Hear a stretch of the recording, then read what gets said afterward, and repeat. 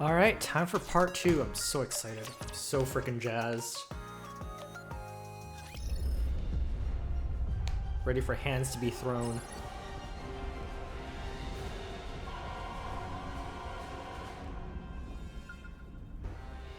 Ooh, new shinies. Oh, hunt them down later. Logging stop. That's why I was beeping. Oh my gosh. Wait. What is this? What are these? Wait. Why am I still beeping here? Up here. It's 2. I was gonna progress, but then I saw 3 right there, and it's just like my greed. Yes. One right here too. Give me that. What'd she say? Something doth... Something verily. Man, her old English throws me off every time.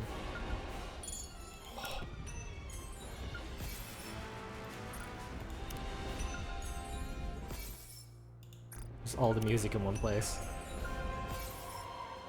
Okay. Login stamp. And do challenge after... Ooh, the mini game. I'm so excited for the mini game.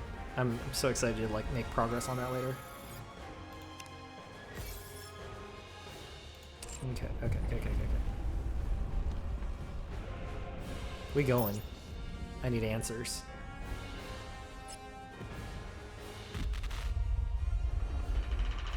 Soulless, heartless body remains. 001. Boost Nikke's. Okay. I can run that team.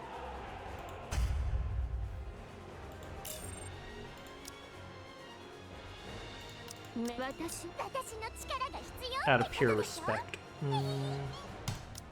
Actually, let's do everyone that's active in the story currently.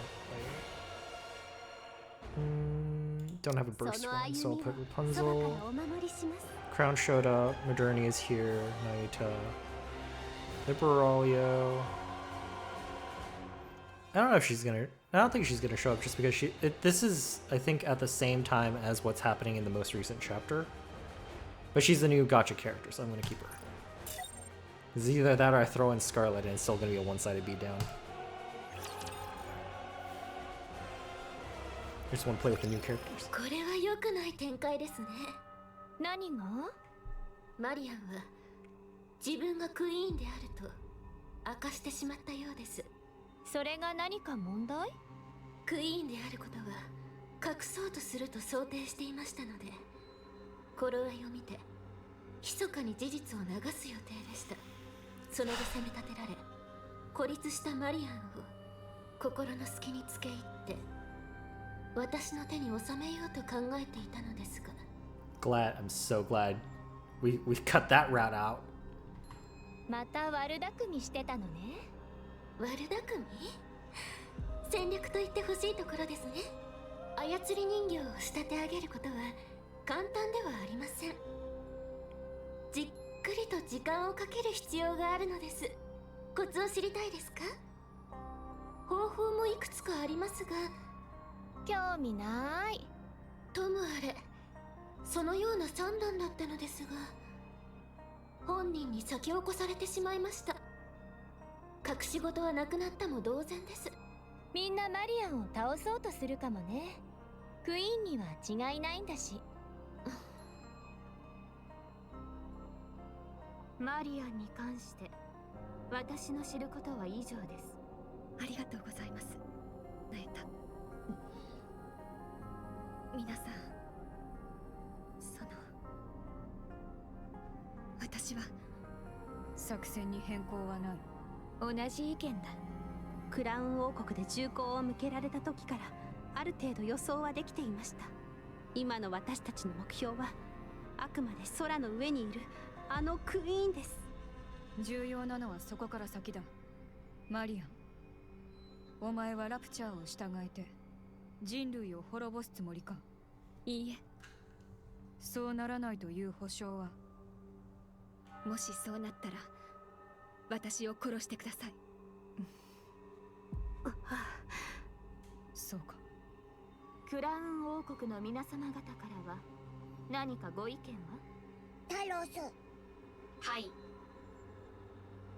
Talos grabs Chime and lifts her up. Chime locks eyes with Marion. チャイム。 Chime will wax Marion on the head. クイーンだろうがなんだろうが知らないのだ。お前はクラウン王国の民なのだ。どこかへ出かけるならきちんと知らせるべきなのだ。だから今度何も言わずにこんな勝手なことをしたら、その時こそ大目玉を食らわせてやるから覚悟するのだ。わかりました。ありがとうございます。体の具合は良いのですか？はい、もう大丈夫です。でしたらもう言うことはありませんわね。そんなすごい人だったんですね、マリアン。そうでしょうか。私を部下ってことにしてもらえません？私の周りみんなすごい肩書きばっかりで、ただの一般人としては肩身が狭いかなって。キロには私がいるではありませんか。こっちはこっちで最近なんか圧が強いし。彼女たちがマリアンを倒そうとする。まさか。そのようなことは絶対に起こりません。彼女たちはマリアンを育て守ってきた親のような存在です。我が子を捨てられるはずがないでしょ。どのような姿や状況になろうと親として子供をかばおうとするでしょう。たとえその子が悪い子で、守ろうとすることが自分たちの未来に闇をもたらすと分かっていても、目を閉じ耳を塞ぎ、何があっても我が子を見捨てない。 Mirror gazes at the distant crimson clouds. そういうものですね、お母様。ですがパイオニアとクラウン王国はそうでも、エデンは違うかもしれません。エデンにとってマリアンは未知の存在です。実態もどのような性格かもわからないままニケからヘレティックとなり、ヘレティックとしてクイーン因子を発現させた何者か、それ以上でもそれ以下でもありません。危険な存在に見えていることでしょうね。感動の再会は終わったか。それなら各自持ち場に戻る。クラウン王国のニケたちはセシルの案内に従え、主要な能力と性能を確認した後、 Johann gazes between them and at the crimson-stained sky. クイーン攻略作戦を開始する。セシル、クイーンの動きは？現在クイーンはエデンから3時の方向、距離 10km の上空で静止しています。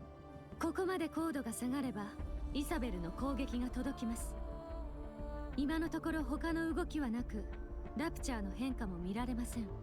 エデンの槍とマリアン砲が直撃しているはずですので、修復を優先している可能性もあります。もしくは怯えて様子を見ることにしたのかもしれませんね。想像力が豊かすぎるのは考えものだ。言ってみただけです。外の分身どもはどうするつもりだ？ひとまずはこのままです。エデンには受け入れていただけないでしょうからね。そうだな。これ以上得体の知れないものを増やしたくはない。全員次の命令があるまで整備と同時に警戒を怠るな。ヨハン、それからインヘルトの皆様方、よろしければ私と少し話をしませんか？いいだろう。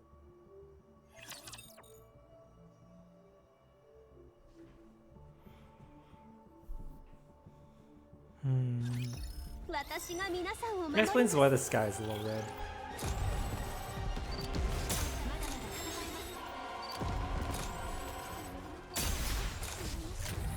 Still know how I feel about this. そうだった。リロードしないと。 The way the shooting feels is kind of like Scarlet's. 守ることができてよ I かった don't で know, す。 man. ヨハン、言いたいことがあるのでは？何の話だ？マリアンがお前たちにとってどのような存在かは知らないが、クイーンはクイーン。クイーンの存在は許されない。エデンの勇者は悪しきクイーンを打ち倒す。エデン万歳。そういったことです。選択の余地があるのかしら？ないでしょうね。そう。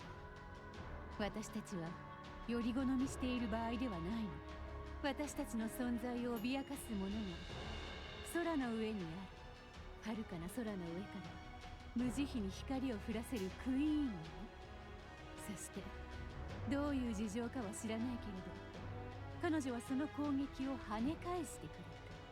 戦力になるどころか戦況を一人で変える力を持っているの。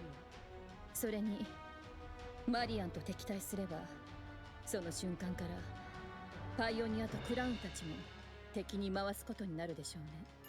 この状況で仲間割れなんて致命的よ。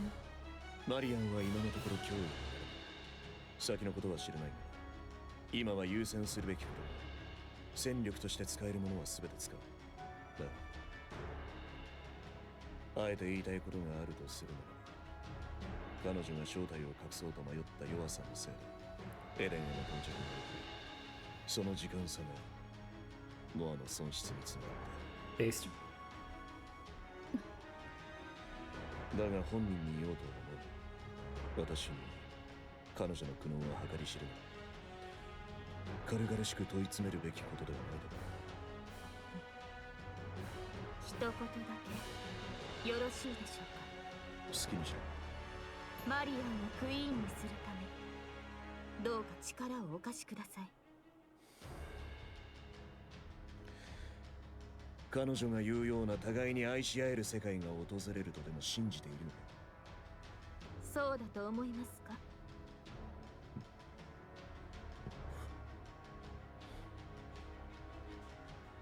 やはりお前も似たようなものか。いや、それ以下だ。救いようのないクズだ。おや、すでにお教えしていたはずですが、私は勝つためなら手段は選ばぬ覚悟です。とはいえ、エデンもマリアンには手を出そうとしないでしょう。手を出せないという方が正確ですね。不安要素となるのはナユタ。確証はありませんが、まだ何か隠しているような気がするのです。何か隠してるって？マリアンは自分がクイーンになるか因子を吸収されて死ぬかじゃなかった？それはそうです。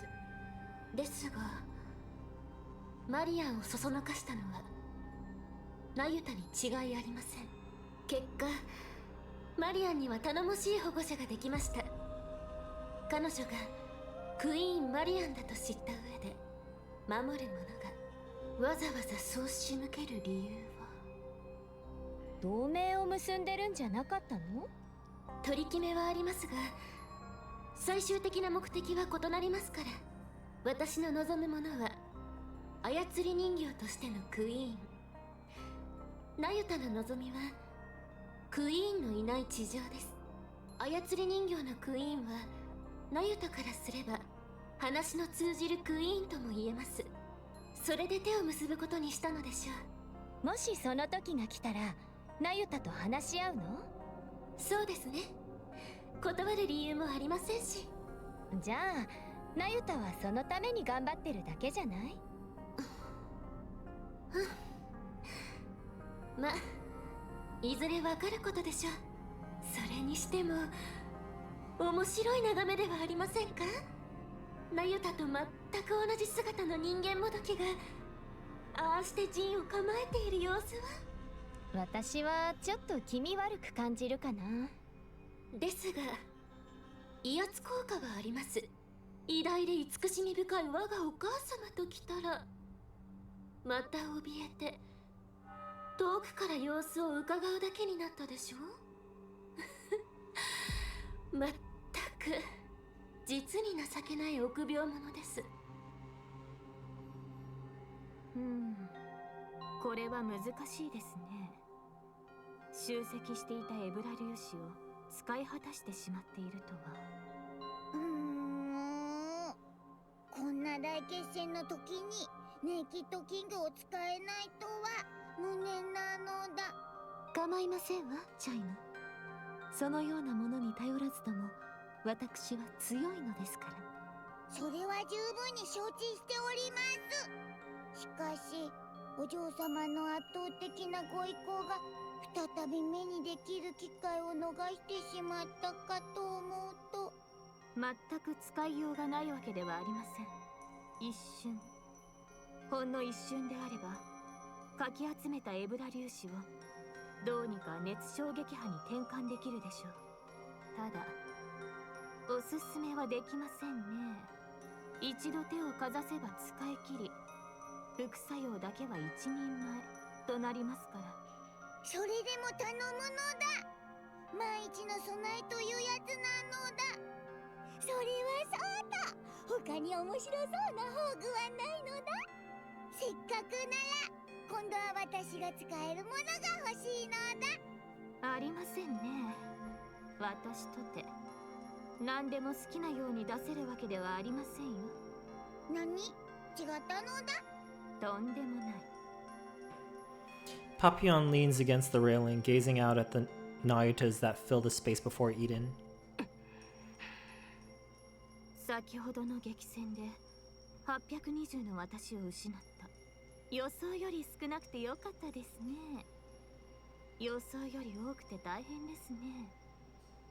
おや、蝶が飛んでいる。こちらの私はなぜこんなに声が大きいのか。滝のそばに長い間とどまっていたせいで聴覚センサーに不具合があるそうで、そちらの私は見たところ銃をお使いのようで、使い心地はいかがですか？西の湖には怪物が住んでいるようです。銃よりも槍の方が素晴らしいですよ。試しに振ってごらんなさい。銃に槍？いやいや、爆弾が一番ですね。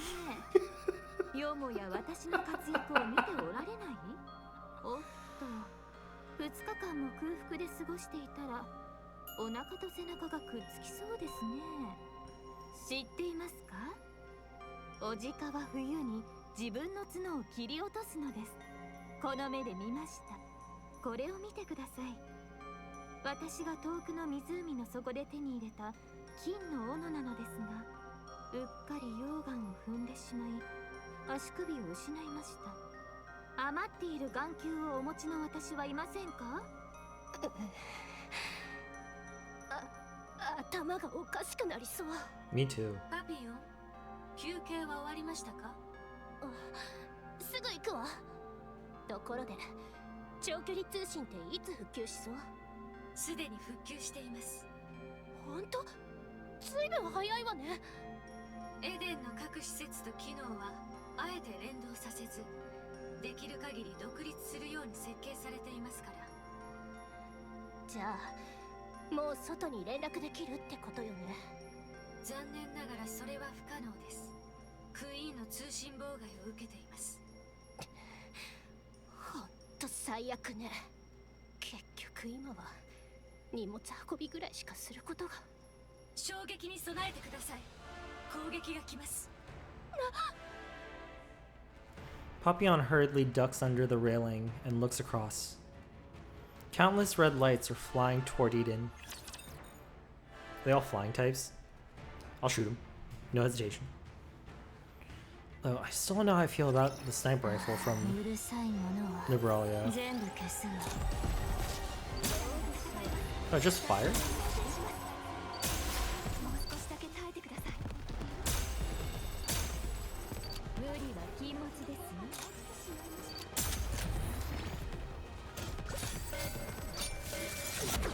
I don't understand her kit.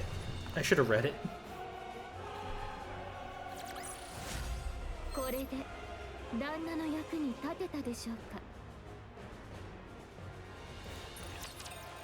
Worth every penny. 状況は？見ればわかるだろう。クイーンから光学兵器の一斉射撃を受けて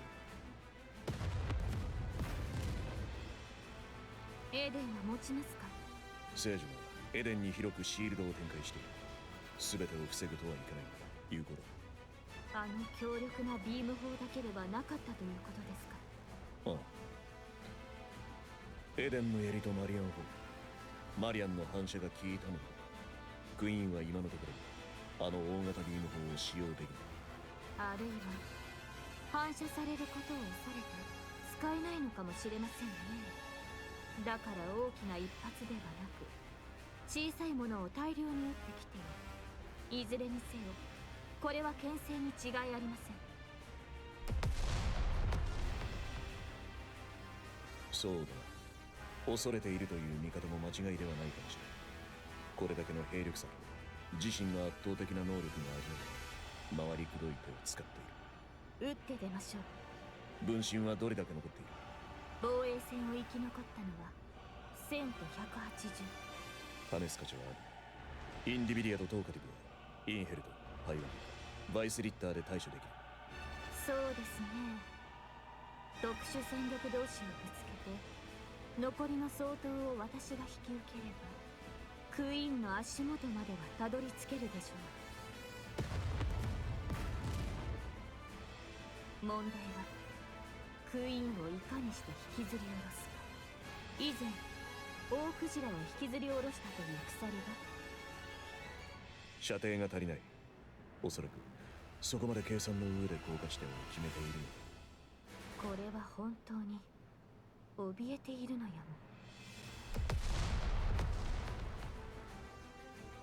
それにしてもキリがありませんね。偵察に出たイサベルはまだ？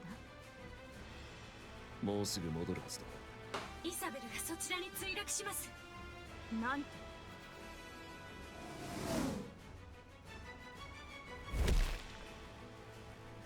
Isabel plummets onto the runway with a loud crash.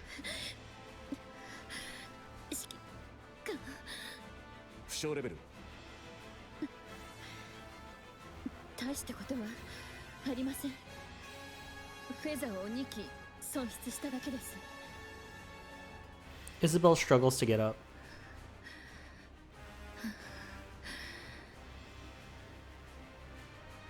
このビームにやられたのか？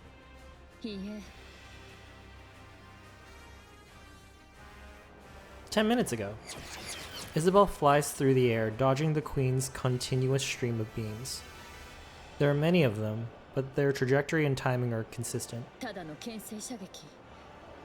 それ以上でも以下でもない。問題は Isabel rolls to evade another beam.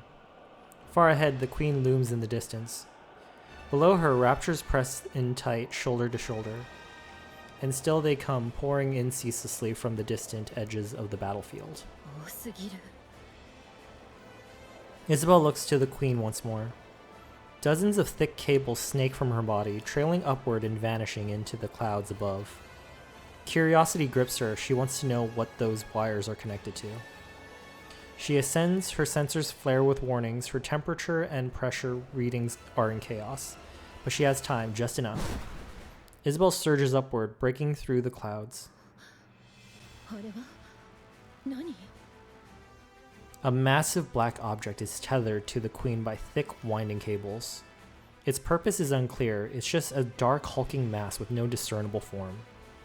From the two open cavities, smoke curls upward, lit by bursts of erratic sparks. エデンの槍とマリアン砲の跡。それならこれは。 The black mass opens its eyes, or at least that's how it feels to Isabel. Dozens of glowing red cores reveal themselves across the surface. Instinct takes over, she whips her body around. Just as the cores begin to fire in unison, a beam grazes her, instantly melting one of her feathers into vapor. She drops altitude, weaving through the deadly rain of beams. Heat sensors blare non-stop, but they mean nothing now. Reflex takes over, she dodges on instinct alone, accelerating with everything she's got. 形は面影もありませんでしたが、あれはどう考えてもステーションです。というと宇宙ステーションのことですか？ええ、宇宙ステーションが要塞に改造されているわ。クイーンはそれに接続されていたの。軌道を漂っていた宇宙ステーションごと降りてきた。その上要塞か。とすれば不可思議な出力の説明がつく。かなりダメージがありそうだけど、高度の維持ぐらいは問題なくできるよね。それから大量の迎撃兵器を確認したわ。多分一定距離まで近づくと起動する自律兵器ね。どうにか逃げてきたけど、あんなものがあったら単独での接近は無理よ。射程距離は分からなかったけど、地上までは余裕を持って届くでしょうね。隙がない全くです。ひたすら安全策を選んでいる様子。物量を頼みに押してくるか、積極的な攻めの動きを見せてくるなら付け入りようもありますが、向こうは己の有利を存分に活用している。盤石の構えです。長引かせれば勝ち目はありません。あちらは回復し、ラプチャーも押し寄せる。私たちはどうにか短期決戦の手を打たねば。仙人、お前の分身とやらに人格はあるのか？いや、それ以上の答えは不要だ。全員揃っているな。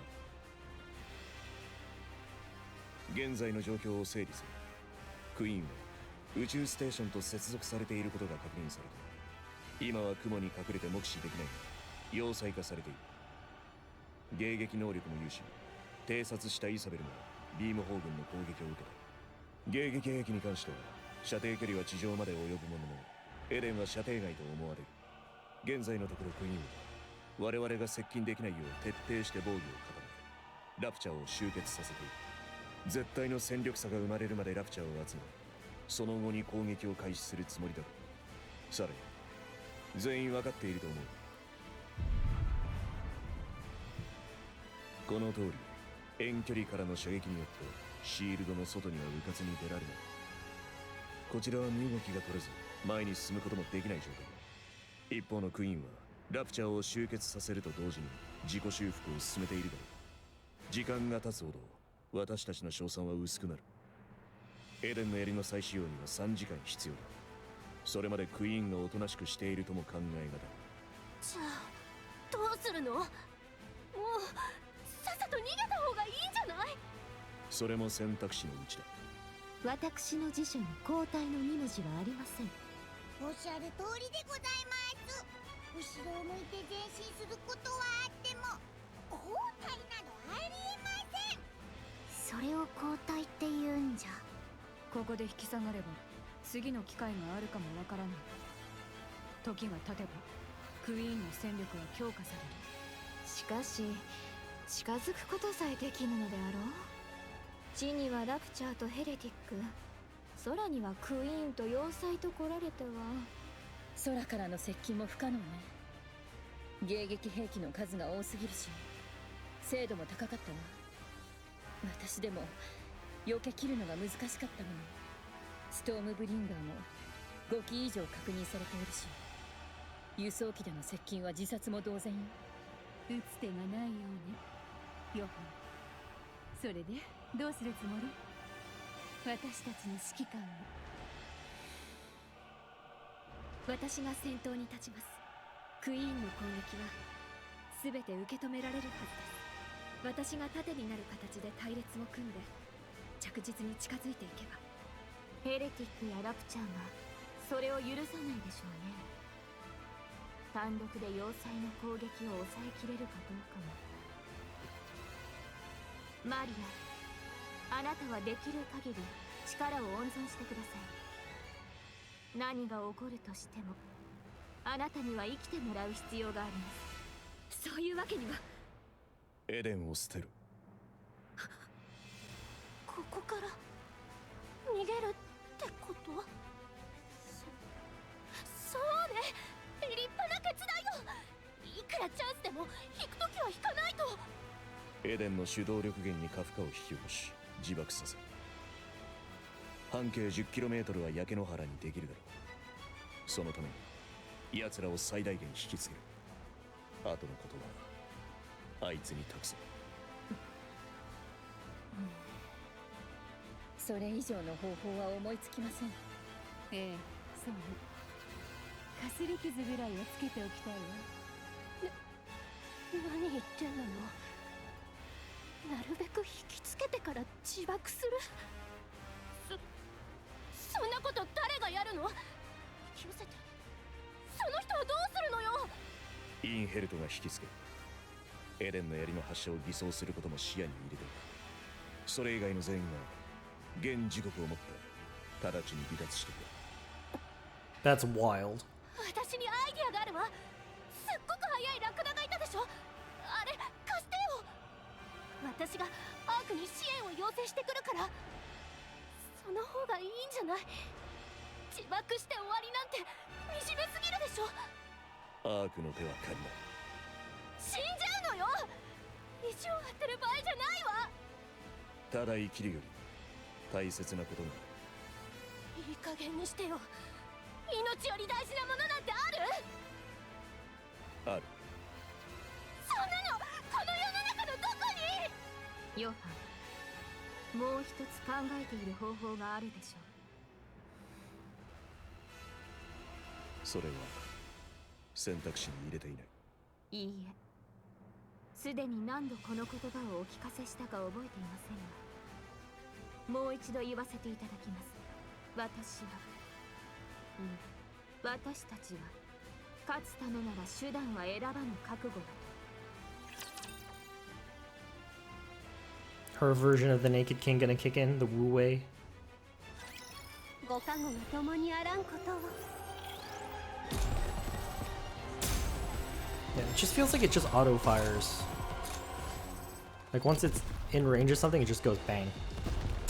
Yeah, like that. Because I don't let go of the trigger.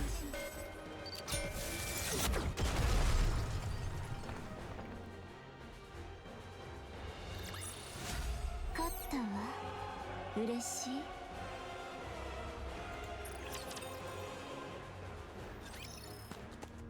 A monk dashes forward, staff gripped tightly in hand. Dodging the crimson light pouring from above and ahead, she swings her staff at the rapture before her. The rapture's armor shatters, revealing the core beneath. Without pause, she drives the staff in deep into it. Even as another rapture lunges from the side, her eyes snap toward it. The staff follows, arcing in a swift, precise, practiced strike. The crimson light engulfs her upper body, melting it away without a trace. Blue flames bloom across what remains of her, leaving behind only a shimmer of golden particles. The golden particles scatter like dust in the wind, drifting far before entering the monk, who is seated calmly in meditation. Memories begin to flow in. That clone once had a herd of deer she cared for. She fed them, tended to the fawns, and protected them from predators. One newborn fawn was in poor health, and she watched it over with utmost care. The fawn clung to the clone as if it were his mother, and the doe regarded her as family. The image of the fawn growing up, the longing for the herd, and the searing pain when the upper body melted away all came through in full force. Nayata erases the memory, leaving only the information about the terrain. Like a raging warlord, another monk tears through the horde of rapture. Along the path forward, 20 had already fallen, crushed beneath unstoppable might.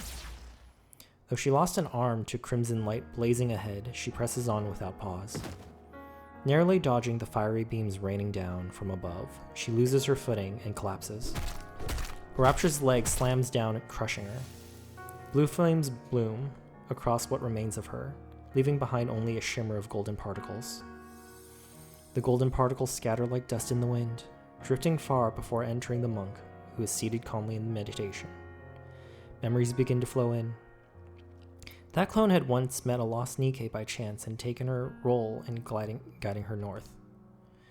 A sudden ambush by a swarm of raptures claimed the Nikke's life, and the clone could only curse at her own powerlessness. She pushed herself through an endless training, determined to prevent it from ever happening again. Naito erases the memory, leaving only the information about the martial art techniques. A memory of a clone who broke down in tears before the grave of someone whose name she never knew. A memory of a clone who lived her entire life consumed by hatred, killing raptures and nothing more. A memory of a clone who befriended a scarecrow in a wheat field and promised she would return. A memory of a clone who built a house by the sea and spent her days staring endlessly at the waves. All these memories flow into Naito, but she erases all the personal memories of each clone. Tears fall. She mourns the traces left by the countless clones. She grieves knowing she is too small a vessel to hold all their memories, so she laments and erases them.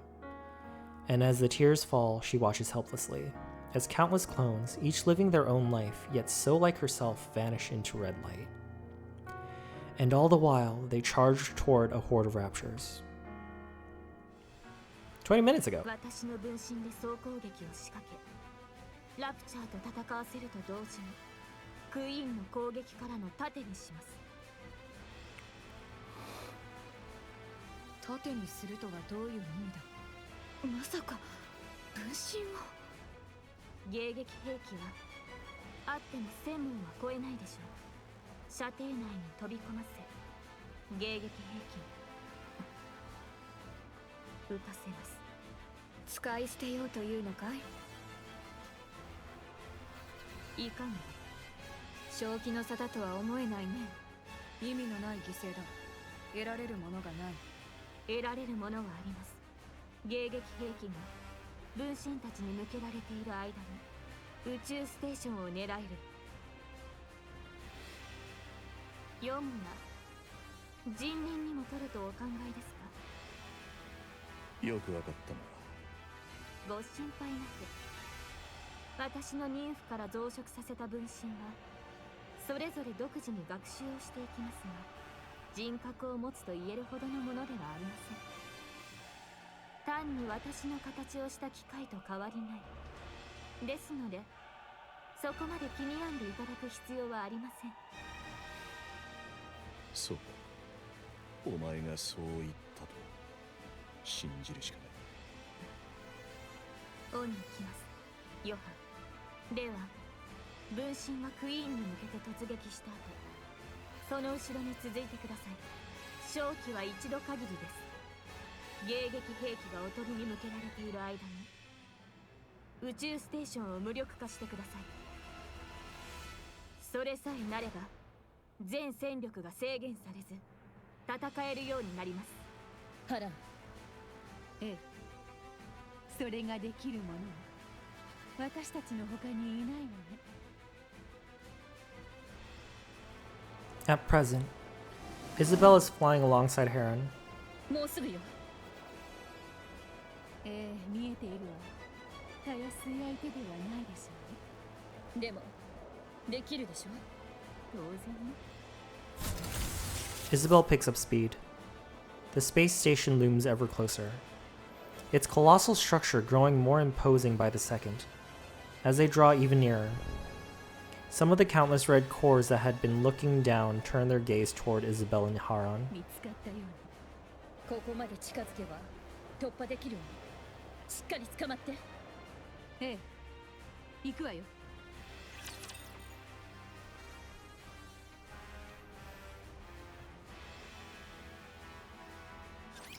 ご心配なく、あなたは私が I'm 守 gonna り try ま this すよ。 instead. 次に行きます。 Definitely a lot easier to use. まだまだ。 Jingle, jingle, jingle, jingle. Look at the keys, jingle, jingle. Oh, come on.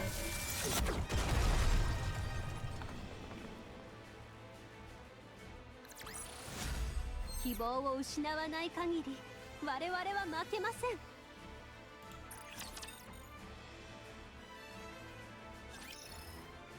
Moments before the assault on the Queen's space station, 私が行く。殲滅戦なら私の方が得意だ。勘違いしているようね、スノーホワイト。お前は戦い方が上手なだけ。性能だけでは私と比べ物にならないよ。この戦いは技量の勝負にならない。単純な力比べよ。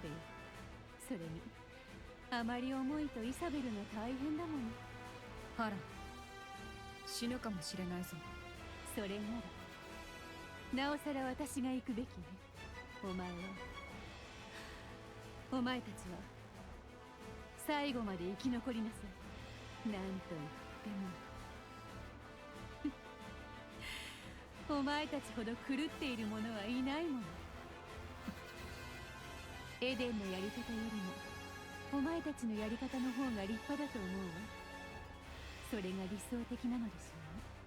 それでも私たちはアークを許せない。お前たちはアークを許してより狂気に近いのはどちらかしら。アークを憎むでもなく愛していながら手も伸ばさず迷惑が及ばないよう何もかも自分たちだけで解決しようとする。正気でいてはできないことよ。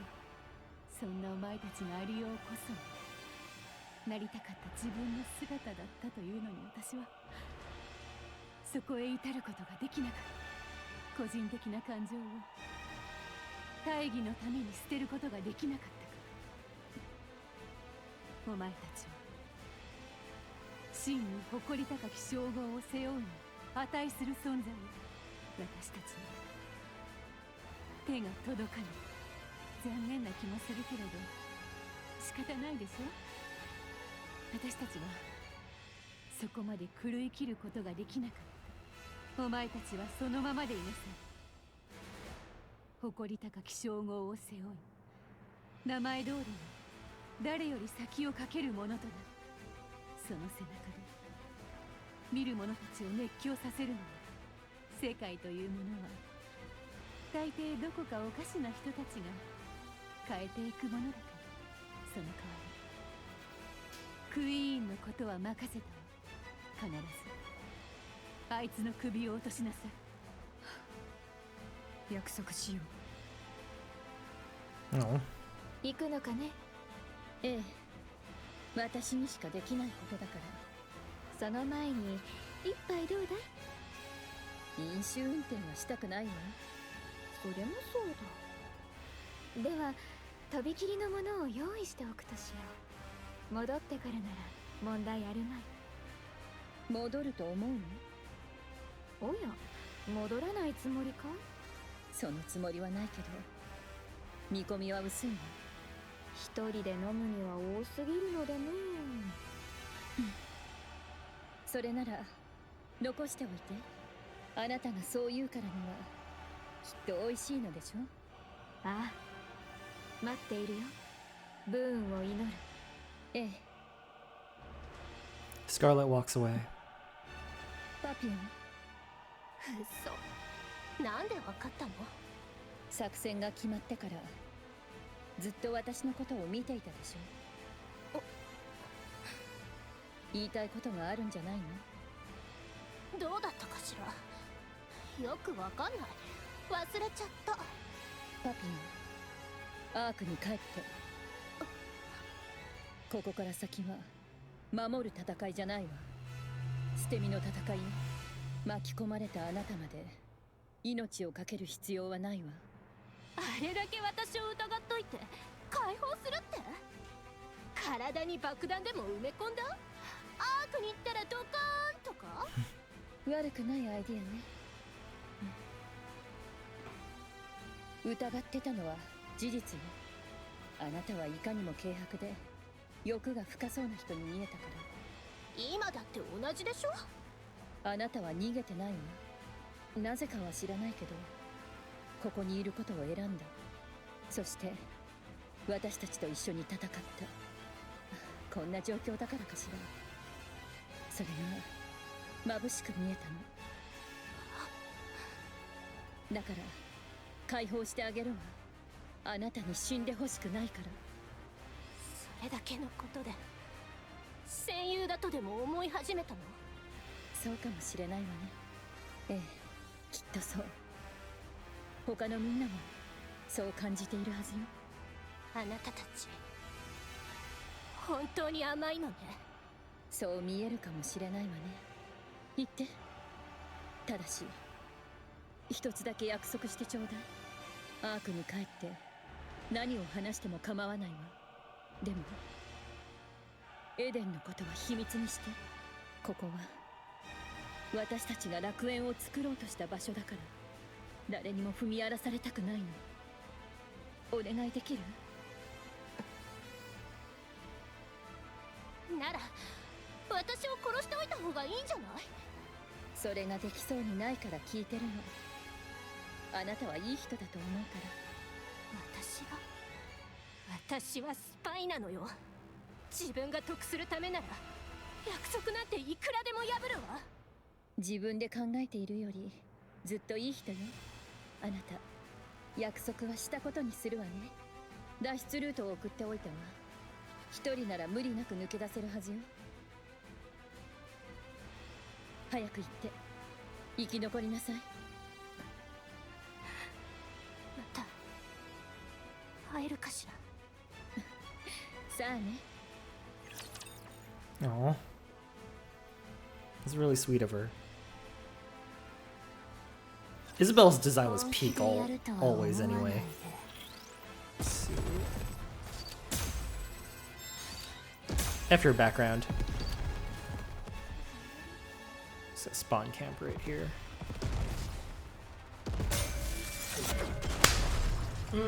That was definitely me. Relatively sure. You know. Yeah, I assume so. Oh, damn it, I need to go buy tickets. Isabel's right shoulder and arm are swallowed by a surge of crimson light. Her flight falters as parts of her upper body melt away in an instant.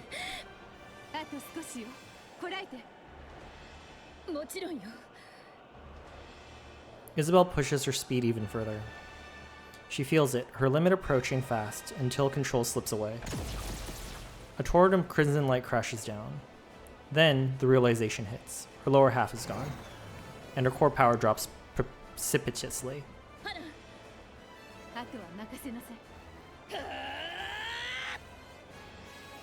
With what is certain to be her final burst of speed, Isabel surges into the downpour of crimson light. Twisting her body mid-flight, she launches Haran into the air. Haran lands on the space station's outer wall. Should she turn back? No. Only regret and rage wait there. Haran swings her scythe, breaking through the station's outer wall, and leaps inside the crack. Isabel watches. Once she's sure Haran has made it, she gently closes her eyes. Then the crimson light comes for her in endless streams.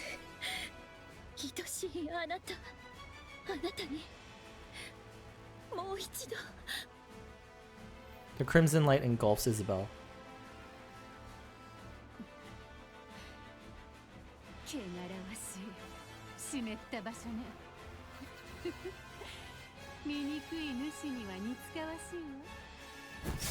Haran swings her scythe.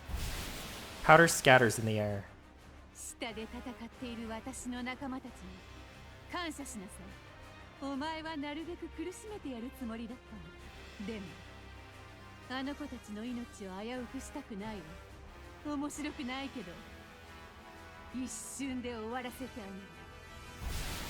The powder spreads further. Sparks jump and crackle across the space, and an ominous sound reverberates all around.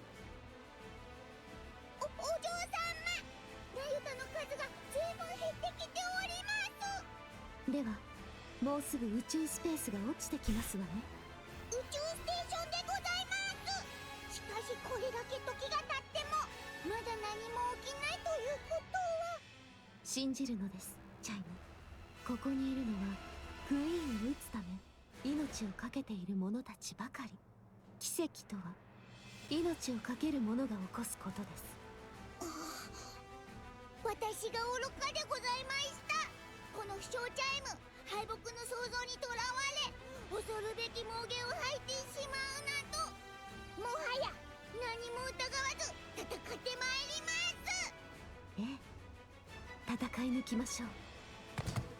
Crown and Chime ride atop Trombe, tearing through the battlefield with unstoppable force. With each sweep of her spear, Crown shatters and pierces any rapture that dares block their path, while Chime hurls bomb after bomb, sending enemies flying in all directions. Crimson light rains down from above, but not a single one touches Trombe. お嬢様、正面にインディビリアでございます。 At the end of the rapidly changing scenery, Indivilia looks at Crown with a smile. この辺りで押さえておきましょう。かしこまりました。しっかり捕まっているのですよ。全速力を出します。行きなさい、トランベ。 Trombe slams its hooves harder into the ground, surging forward with explosive force. The acceleration is so great, the surrounding landscape dissolves into a blur. In that split second, a massive chunk of metal crashes down on Trombe's path. The impact sends a deep tremor through the earth, and thick dust billows up in its wake. Crown's gaze snaps skyward. Beyond the blood-red clouds, rusted, broken fragments of steel rain down like a storm. The queen is descending, slowly, steadily, drawing closer to the surface. And then, all at once, the relentless barrage of crimson light comes to a halt. 落とせたようですわね。作戦成功ですね。宇宙ステーションの無力化を確認。次のプラン、大きな一撃に移行する必要があります。どういうことでしょう。後方へ退却するということでございます。お嬢様、巻き込まれたら一家の終わりでございます。ああ、そういう作戦でしたわね。いいでしょう。後ろに。 The chunk of steel in Trombe's way is sliced in half and crashes to the ground. From beyond the wreckage, Indivilia's tail comes whipping forward, aimed directly at Chime's neck. 私も借りを作ったままではいられません。 Crown turns sharply, thrusting her spear just in time to shield Chime's side. やはり。 Indivilia launches a relentless assault on Chime. The air cracks with piercing shrieks as blades and spears collide in a clash of metal. Crown intercepts every strike, shielding Chime without fail. 心配ありません、チャイム。私がすべて受け止めます。あなたはやはり誰かのために死ぬのがお似合いです。そうやって他人の命と使命を背負いながら命を落とすといい。 Indivilia's blade gains terrifying speed and locks onto Chime like a predator, relentless in its pursuit. Chime curses herself for being powerless as the battle raged on before her. And yet, at the same time, she feels a flicker of relief as she watches the king's back standing before her and blocking everything. Indivilia's tail sweeps in a vicious arc, aiming not at Crown but at Chime behind her. It's a devastating blow. Crown sees it coming and knows that if she can block this, the moment to counter will be hers. Crown's spear meets the tail's blade. As she adjusts her stance for a swift retaliation, a strange sensation creeps over her. Her body feels sluggish. あなたの大好きなエブラ粒子をまいておきました。ゆっくりと効いてくるようにお気に召しましたか？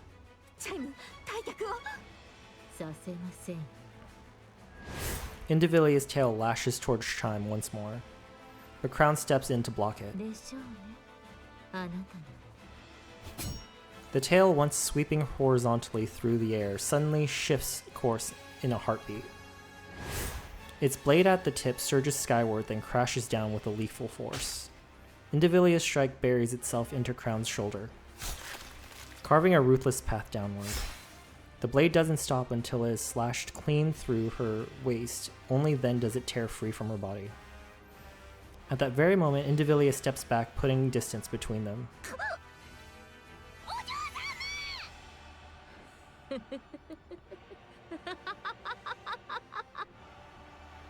やはりあの時のふざけた力は使えないようですね。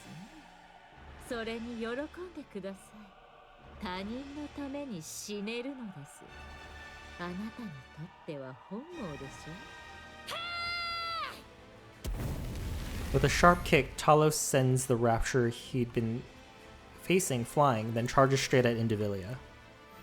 She lowers her stance with a smile, calm and unfazed. At that moment, Trombe slams into Talos. ここは退くのだ。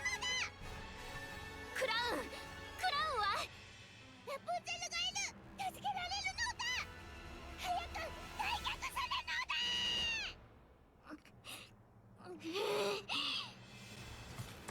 Indivilia casts a glare over her shoulder at Trombe and Talos, who are trying to retreat. 呆れてしまいますね。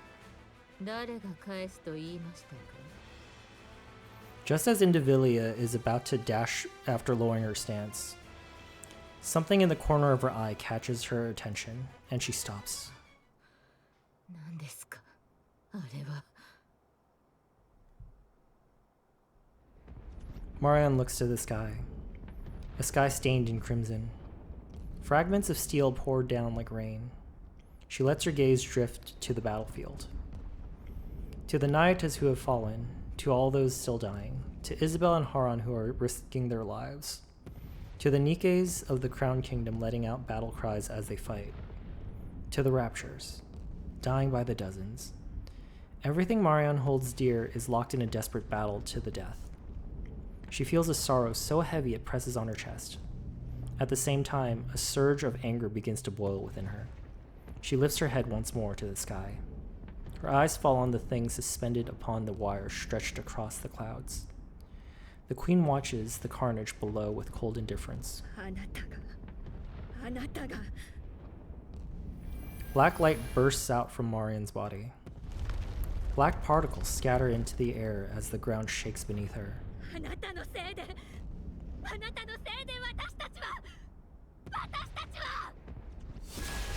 Black light bursts forth. Instinctively, Indivilia takes a step back. All of a sudden, a massive figure appears on the battlefield. She knows exactly what it is, more than anyone.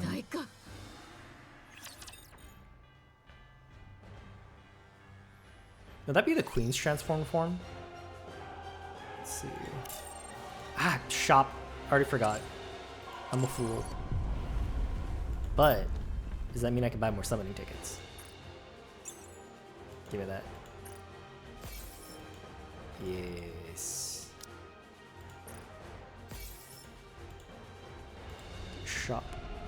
Shop papa. Let's see.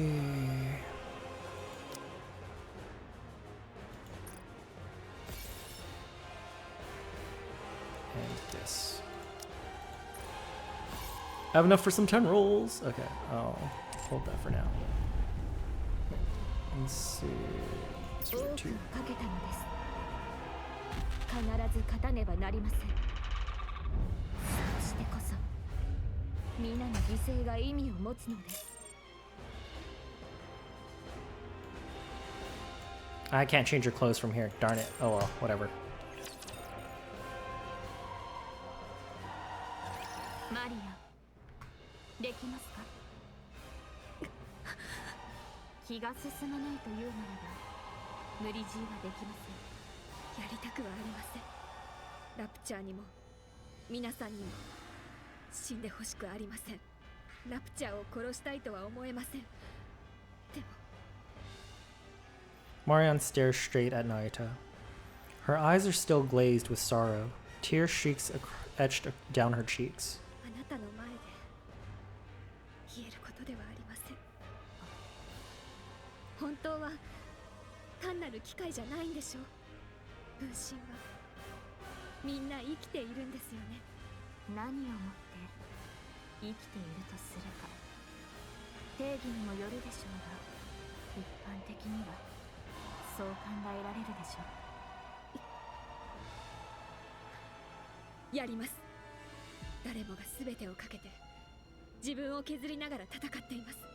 私もそうしないと全てをかけて戦います。行け！ The giant rains bullets and missiles down on the Queen's space station. Stripped of its weaponry, the station is left utterly defenseless, unable to do anything but endure the barrage. A thunderous explosion tears through it, and its shattered components come falling down like deadly hail. Countless Raptors are obliterated beneath the crashing wreckage. The giant pulls back, then deploys the particle cannon mounted on its shoulders. Light begins to pool inside the barrel, quickly reaching critical mass. The air ripples as particles quiver on the brink of release.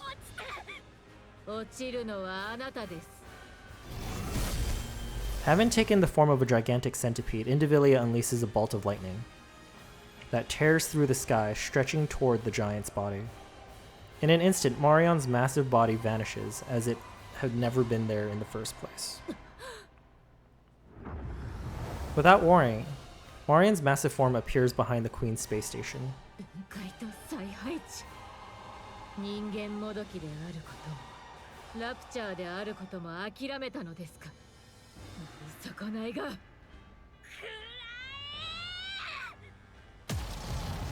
The particle cannon emits a blast of light. It pierces through the station, then skims across the ground. Raptors caught in its path shatter and melt under the searing beam. The giant centipede swings its tail with crushing force. Marion's body reels from the blow, her stance faltering. In a flash, the giant centipede coils its long body around her frame, then unleashes a violent surge of electricity.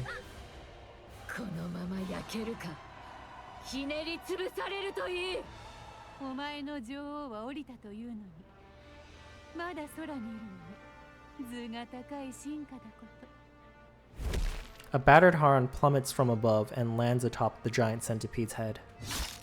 Without a slightest hesitation, she drives her scythe into the centipede's forehead. Then a surge of lightning lashes out, racing along the blade. Black powder erupts like an explosion. The giant centipede's body rusts away in an instant, crumbling as if weathered by centuries. At the same time, rust begins spreading across Haran's body.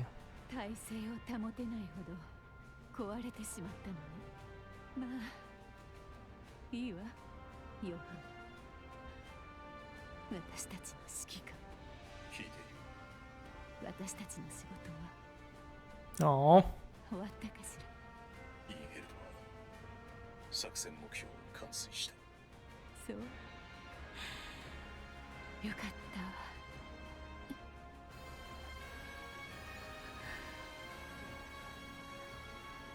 強欲だとは分かっているけど、最初で最後だもの。私たちにあの称号を授けてくれ。ここで取った勝利の女神たちを。悪くない気分注射あと Haran crumbles into dust and vanishes. In the next moment, nothing remains. At the same time, the giant centipede also disintegrates. Freed from the armor that was the centipede, Indivilia begins to fall. As she does, she gazes up at the sky. The exploding space station, the falling queen, and the giant Marion tearing through the raptures with relentless fury. For the first time in this battle, the notion of defeat enters Indivilia's mind. Elsewhere, Chime drives Trombe at full speed across the battlefield. Thunderous clashes and blinding flashes erupt behind her, but she never once looks back.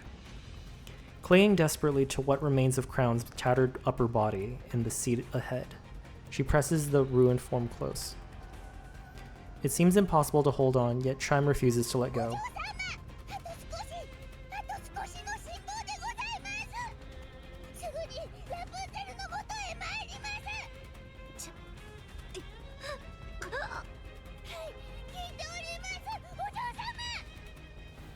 Crown grabs Chime's hand. Feeling the lack of strength in Crown's grasp, Chime struggles to hold back the sobs threatening to spill. Meanwhile, Trombe presses onward. Not far ahead, Snow White, Scarlet, and Rapunzel come into view.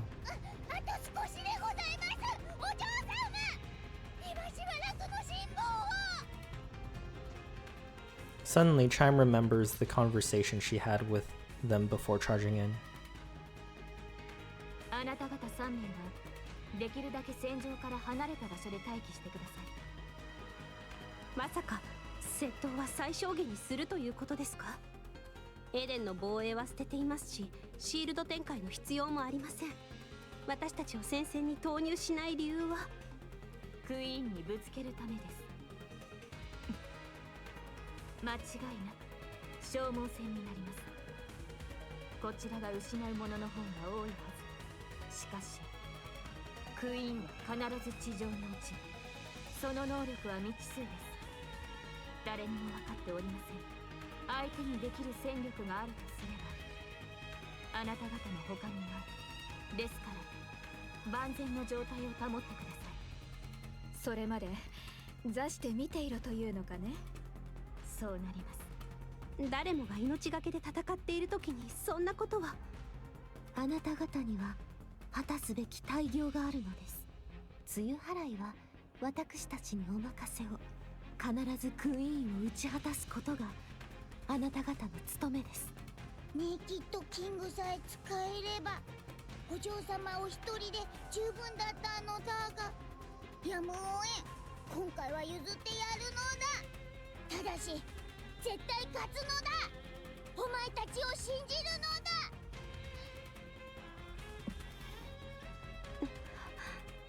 だ。必ず。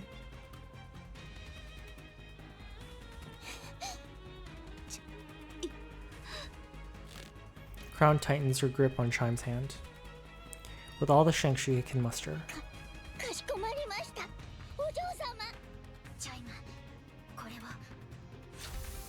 Talos produces a camouflage tarp from its backpack. Chime takes it and covers Crown's torso. 感謝します。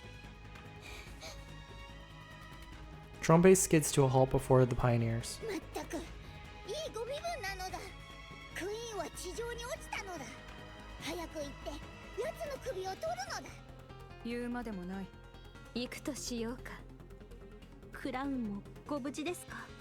ああ、心配いらないのだ。獅子奮陣の大活躍をされた後で少しお休みいただいているだけなのだ。ぐずぐずしてたら休み終わったお嬢様がクイーンの首を取ってしまうのだ。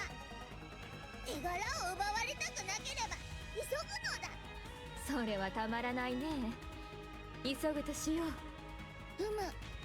さっさとするのだ。行ってくる。 Snow White, Scarlet, and Rapunzel move forward, crouching low as they run. Chime watches them and shouts loudly. 勝つのだ。必ず絶対に絶対に絶対に勝つのだ。分かってるのだ。 Snow White gives a thumbs up. エデンに向かうのだ。医務室を使うのだ。はい、私が見ましょう。ナユタ、ラプンツェルには及びませんが応急処置程度はできます。処置を済ませてからエデンへ運びましょう。お嬢様。心配はいりませんわ。分かっております。不詳チャイム。戦いは専門外でございますが、せめて一つでもラプチャーの首を。これ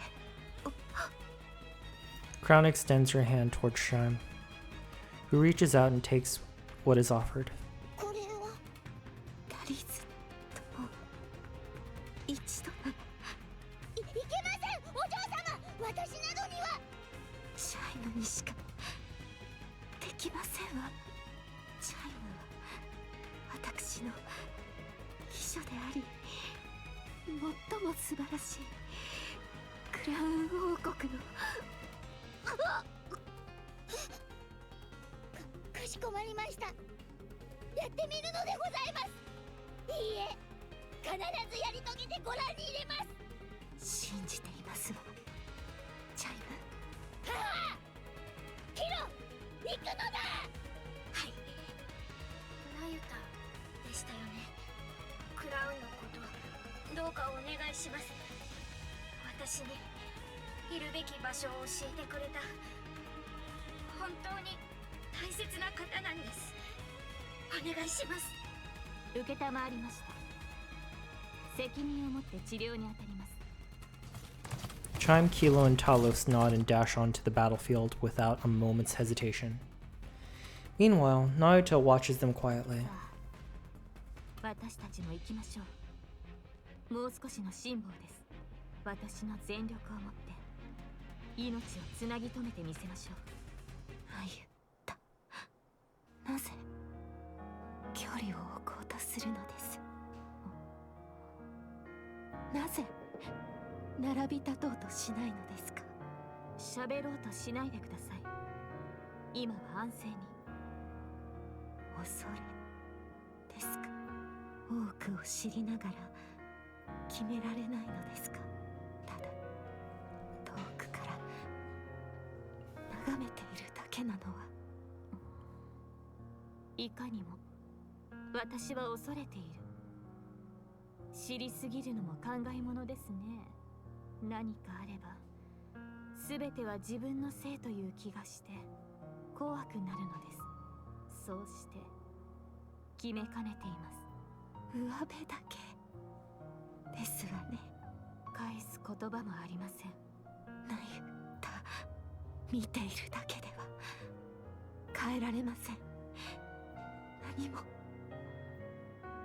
知っています。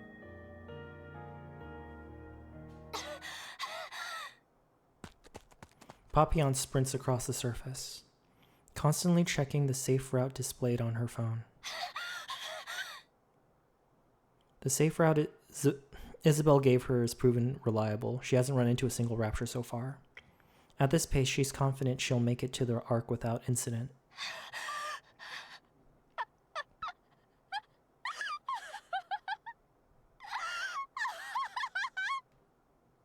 Papillon laughs.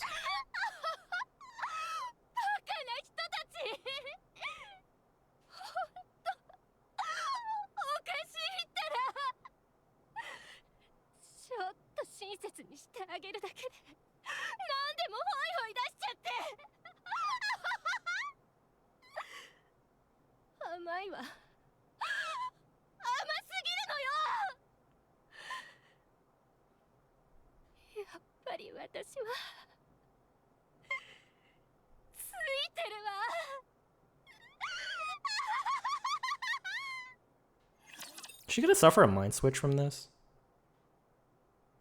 Because that was not a very happy, like, she made it out alive. That was definitely, like, she has feelings about it.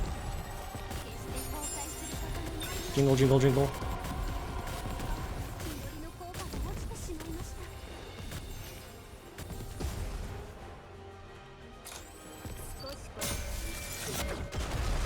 Shooting fish in a barrel. 希望を失わない限り我々は負けません。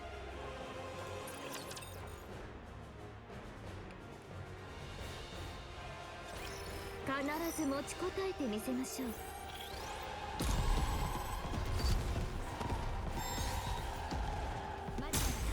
Oh, that was my own gauge. I thought it was the... That explains a lot. Oh.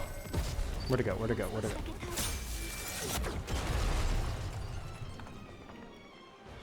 I don't know how I feel about it auto-firing as soon as it has, like, a shootable target.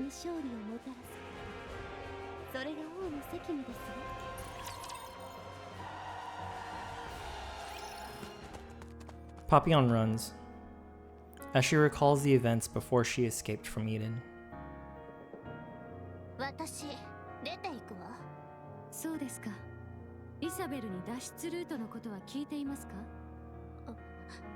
知ってたの？ええ。私が検討したルートですから。そうだったの。お気をつけて。口外してほしくない情報は多いですが、もう口封じは意味がないでしょう。どうするかはあなたが決めることです。引き止めないの？止めてほしいのですか？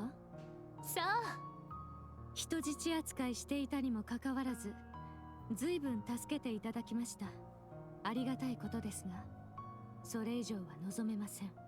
そう仲間でしょ、最後まで付き合ってぐらい言えるんじゃない？私はそのようにこびた話し方をしません。こびたってあんたね。それに他人に命を懸けろと強いることなどできません。自分の命の価値は自分自身が決めるものです。じゃああなたたちはここでかけるってことでいいの？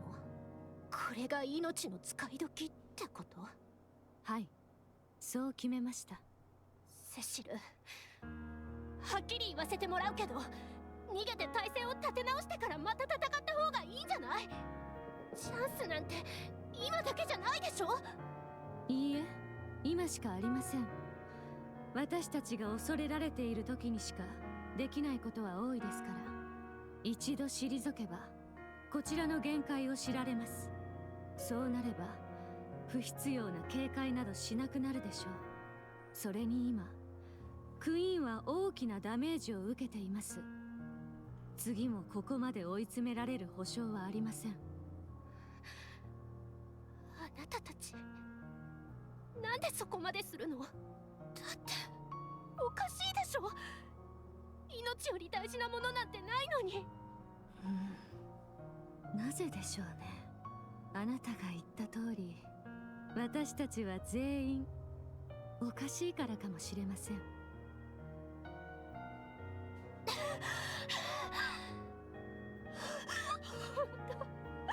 かしなやつら。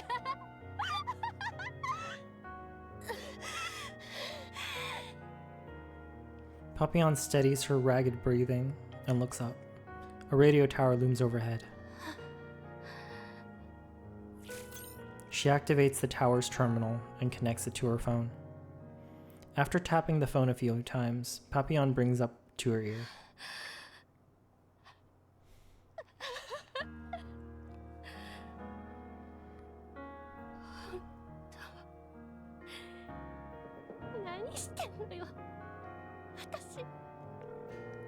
The signal goes through.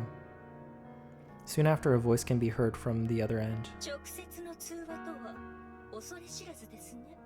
それほど重要な話ですか？エデンに来て早く。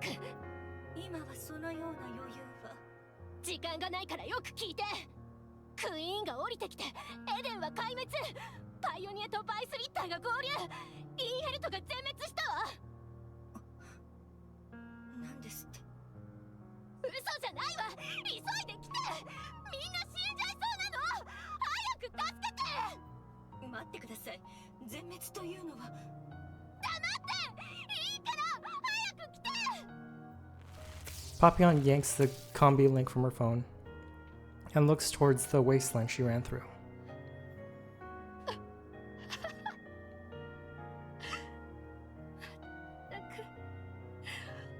呆れちゃうわね。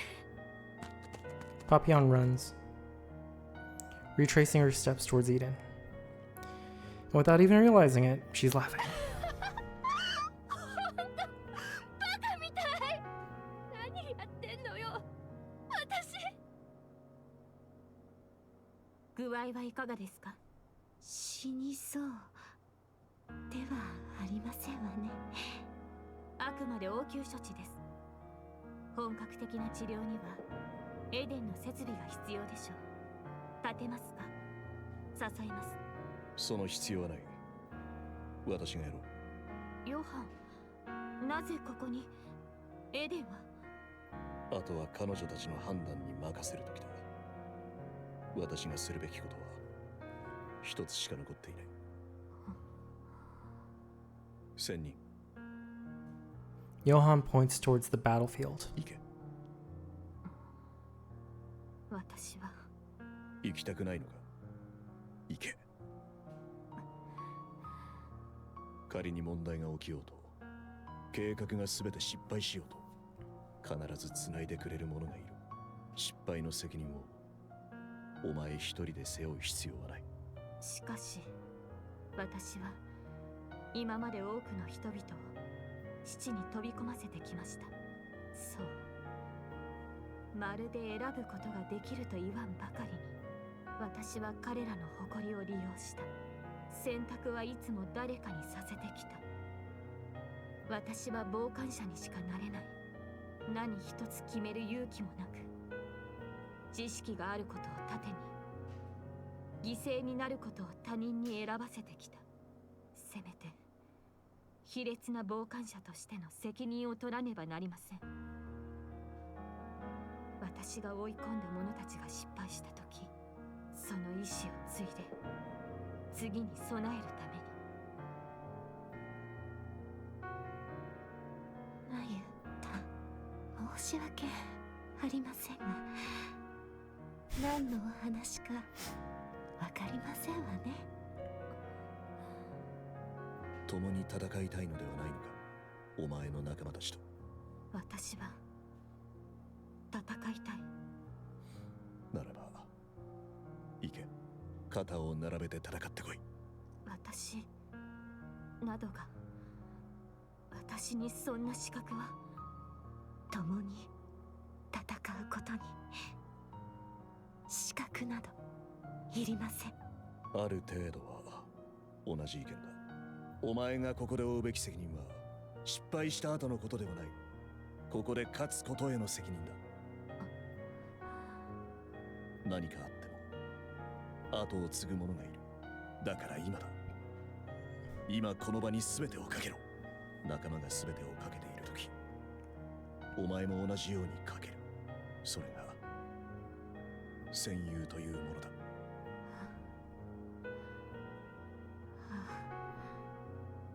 旦那、私が旦那と出会っていたのは、もしかしたら。持っていけ。Johan throws something at Naruto. It's a red tip bullet. アンチェインド。どこにどう使おうとお前の自由だ。無駄玉にだけはするな。これは責任があまりにも重大な。ここはお前が選択するべき時だ。誰かに決めさせようとするな。セシル、医務室を開けておけ。ニケを一体送る。了解。 Naruto hesitates, then takes a step forward. Slowly, she begins to walk. Then all at once, she is running. The silver monk sprints ahead, moving with a speed she's never used before.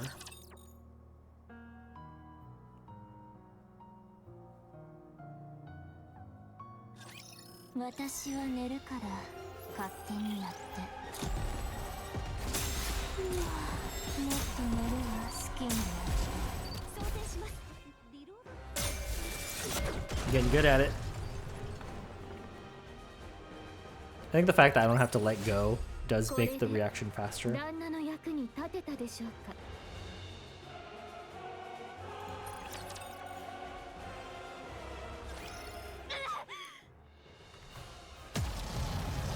The giant Marion opens fire, pouring out a maelstrom of bullets and beams. Raptors crumble beneath the onslaught, defenseless before the merciless barrage. Before the sheer might of her massive frame, they're outgunned, outmatched, and utterly crushed. In an instant, the tide of the battle turns. The once endless horde of raptors begin to thin. To Marion, the queen is not her top priority. Nayuta's clones are gradually dwindling, and with raptors all around, the proper fight cannot even take place. Only after she's destroyed well over half of their forces does Marion finally turn her gaze toward the queen. It is then something unfamiliar stirred inside her. Marion looks at the queen. The queen meets her gaze. Eyes locked on not her and her massive form, but on Marion herself. With a grotesque sound, the queen's mouth opens. A thin thread-like red beam that's almost imperceptible to the eye shoots forth and slices across the giant Marion. Moments later, her massive frame begins to split in two at the torso. The giant crumbles beneath the crushing force of the beam. Inside, Marion prepares one last strike. Light gathers at the cannons on her shoulders. Twin beams lance toward the queen, who raises her hand and begins to absorb them.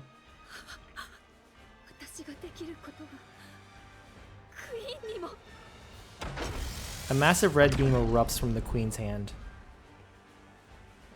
engulfing Marianne in its light.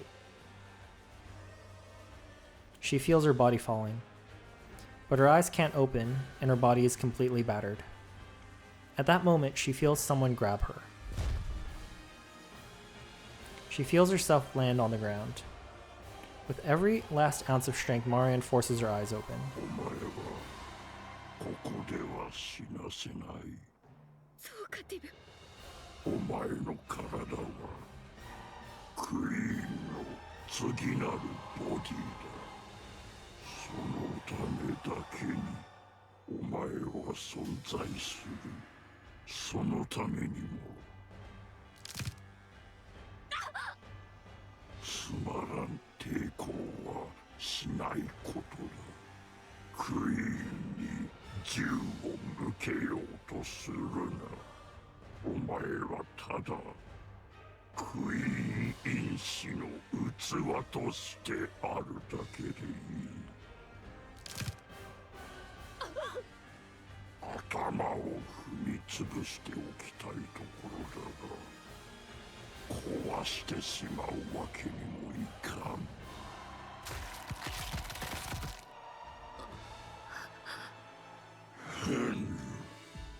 気を失ったか。これがクイーンの器とは。念のため目と耳と口を潰しておくか。問題はあるまい。やめてください。使い物にならなくなったらどうするつもりですか？ミラ、私の指示通りマリアンを無事に無事の定義は見直す必要がありそうですが、とにかくうまく確保してくれました。本当にこれがクイーンの新しいボディになるというのか？その通りです。クイーンは老朽化していますから。何よりクイーン自身のご命令でしょ。新しい体が欲しいということは。私にクイーンの声は聞こえないよ。では仕方ありませんね。聞けるのはヘレティックかそれに匹敵する行為の答えだけですから。とにかく万一にも傷つけないようにしてください。器にどのような影響があるか誰にもわからないのですから、本来の計画通りしっかりと保護してください。それどころか恐れ知らずにも盗み食いしようとしていたとか、大変なことをしてしまいましたね。クイーンに知られれば頭が吹き飛ぶ程度では済まないでしょう。見捨てられてしまうかもしれませんね。わかりましたか？それほど重大なのです。今までのことは取り計らっておきますから、これ以上は絶対に危害を加えないことです。クイーンに認められて声を聞きたいのでしょ？わかった。心しておく。ええ、くれぐれもお願いしますね。あとはそういえばアンチェインドは見つかりましたか？どの体にあるのかは分かった。確保は時間の問題だ。そうですか。あなたも知っているかもしれませんが、クイーンにとってボディよりも脳の衰えの方が深刻な問題です。クイーンがリリスの脳に自分の情報を上書きした後、リリスの脳に残っていた妊婦から攻撃を受け続けているのです。当然クイーンが敗北することはありませんが、リスクは排除しておく方がいいでしょう。解決できればようやく真のクイーンが生まれるのです。クイーンが地上に降り立った以上、これからはもっと仕事を急いでください。わかった。返事はいいですね。あら、来たようです。私はここで分かっていますね。マリアンには傷一つつけないこと、心しておいてください。分かっている。よく覚えておく。 Mirror crackles with static and vanishes. Chatterbox looks down at the battered Marian. Just as he reaches out for her, a thunderous roar erupts. He lifts his head towards the source of the sound. There, 3 figures with eyes burning with wrath are racing toward him like mad. 生きて帰れると思うでないぞ。絶対に許しません。呪霊者ども。 Chatterbox's hand writhes grotesquely. Crimson light ripples across it as it slowly takes form of a dragon's head. お前たちはいつもいつも。 The dragon's head gathers fire in its mouth, but Scarlet's blade slices through it. Rapunzel's golden light pierces Chatterbox's neck, while Snow White swings her rifle with all her weight behind it. A sickening sound resonates as Chatterbox's head is torn free. Get bodied. Snow White's gun spits fire, blasting Chatterbox's head into pieces. Then she stomps on what's left. お前は口が動きすぎる。ラプンツェル、マリアの具合は？重度の外傷です。コアの出力もかなり落ちています。運べるか？今は別の問題がありますね。ああ、来たようだ。Snow White raises her head and looks at the Queen. The Queen looks back at them. At last, the White Pilgrims stand before the jet black Queen. クイーン、その首、もらい受ける。これで終わりです、クイーン。Whew. Getting chills. I wanted to beat up Chatterbox one more time myself, though.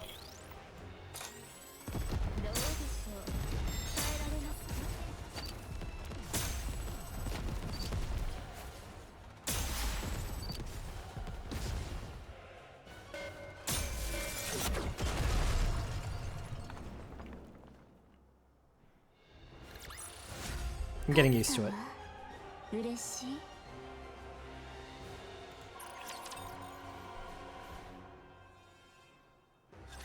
ナユタに言ってたことと違わない？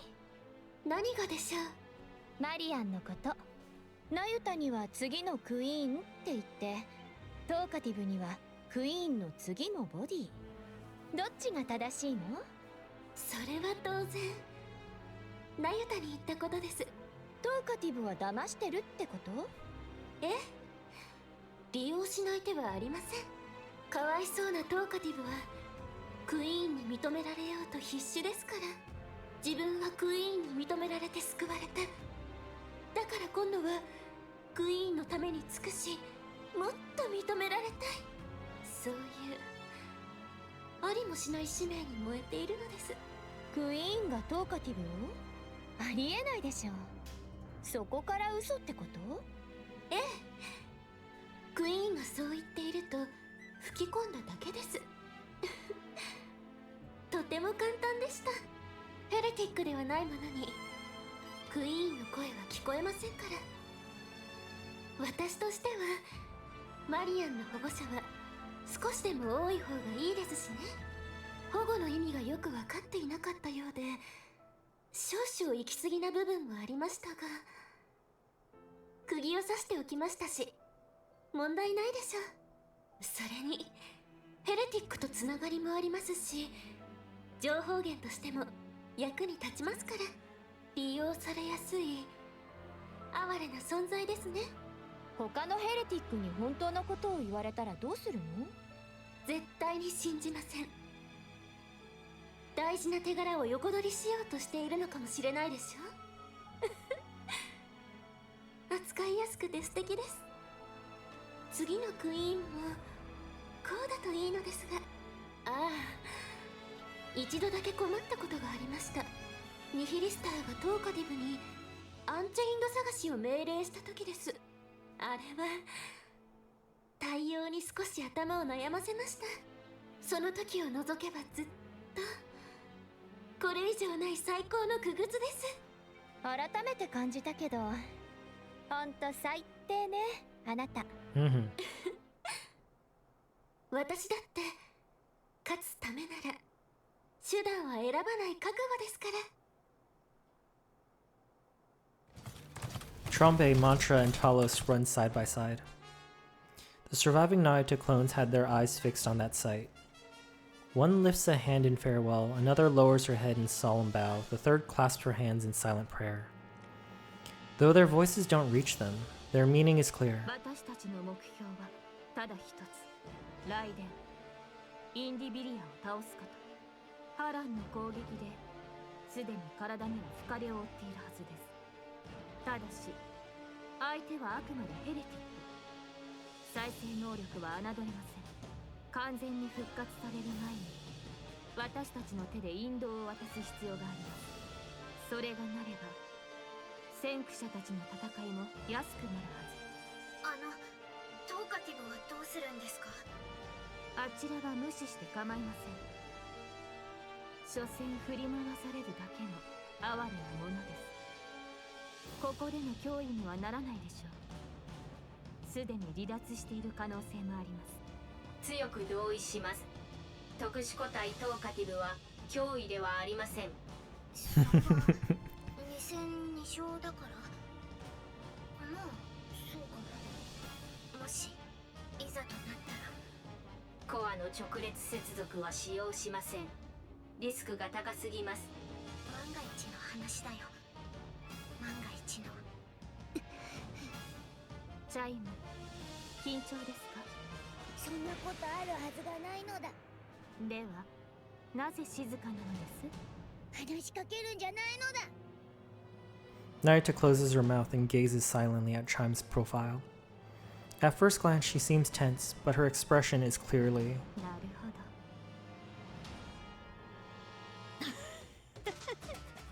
ど。いいざまだ。黙りなさい。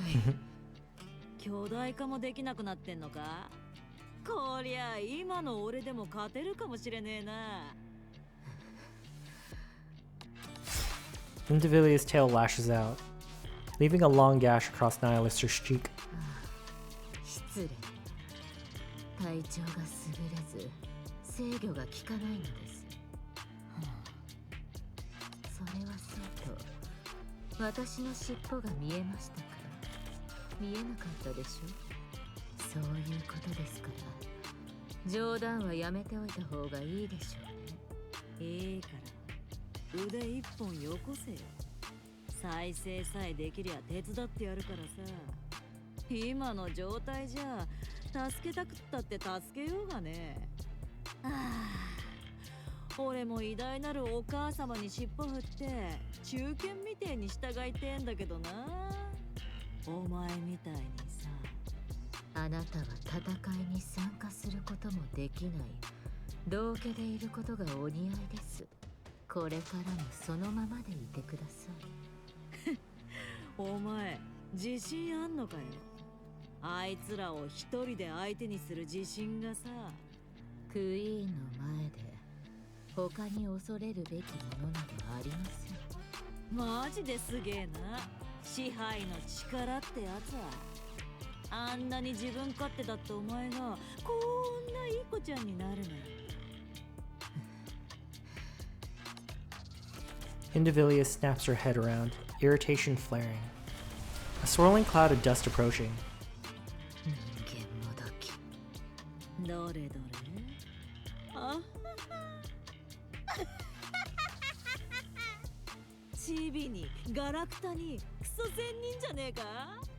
あいつらお前を倒しに来てるんだぜ。どういうことかわかるか？あんな寄せ集めの雑魚どもで相手になるって思われてんだぞ。どこで何してきたんだよ。あんな奴らに舐められるなんてさ。マジでお笑いだ。Indivilia's tail lashes out, the blade at its tip stopping a breath away from Nihilister's neck. Unfazed, now Lister runs her fingers along the blade. 仲間同士の戦いは禁止だって言われてるだろ。忘れたのか。それよりあいつらだ。自分の首でも洗っとけよ。冥福ぐらいは祈ってやるぜ。いいでしょう。ちょうどよかった。苛立ちをぶつける相手が欲しかったところです。雷電と下流ですね。私が先に行くのだ。え、チャイム？一人で何を？行くのだ、トロンペ！ Trumpet gallops ahead with Chime on its back. In an instant, it puts its distance between itself and Talos and Mantra. チャイム、待ってください。なんでそんな無茶な。貴様！インディビリア！よくもお嬢様のお体に傷を！その罪、売子をもっても償えぬのだ！この手で必ず貴様の首を取ってやるのだ！チャイム、そんなに興奮したら。誰かと思えば、あなたには借りを作ったままでしたね。ここで返すとしましょう。 The distance between Indivilia and Chime narrows. Chime, still astride Trombe, suddenly leaps forward as if throwing herself. Indivilia smiles as though she had expected it all along, confident in her victory. そうだ、そうやって笑うがいい。必ず私の首を狙ってくる。それが貴様の性質なのだ。変わり映えもなく、この首を切ろうとするはず。攻撃を見切ってかわすような才は私にはない。ただ、己の読みを信じるのみ。Chime flips through the air. Indivilia's blade passes through where her neck had been. Instead, her back takes a blow, but isn't deep. Chime's spin comes to a halt and her eyes lock on この Indivilia's. 瞬間こそ千載一遇の時。インディビリア！お嬢様が私に預けてくださった誇り高き力、味わうといいのだ。 Alva Particles conversion type expansive armament. Naked. Really?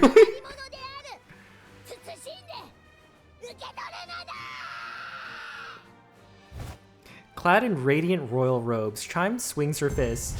The impact triggers a massive shockwave that crashes into Indivilia. Overwhelmed by a pain she knows all too well, she drops to the ground.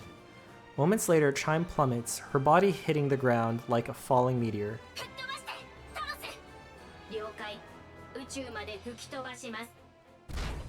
Talos charges in, grabs Indivilia by the tail, and hurls her into the air with all its might. Indivilia plummets, completely out of control. Meanwhile, Nayuta positions herself at the spot where she has expected Indivilia to fall. こう見えても護身術の心得がありましてね。 Nayuta swings her arms in a circle. The falling Indivilia begins to spin as if pulled into it.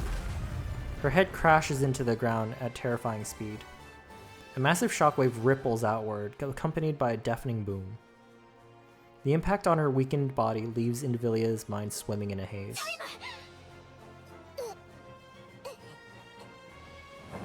Talos drapes a camouflage tarp over Chime, who lies bare naked on the ground. 体中が痛むのだ。やはりお嬢さんは違うのだ。こんなものを自在に扱えると。チャイムだってすごいですよ。本当にネイキッドキングを使えるなんて。王国一の進化として当然なのだ。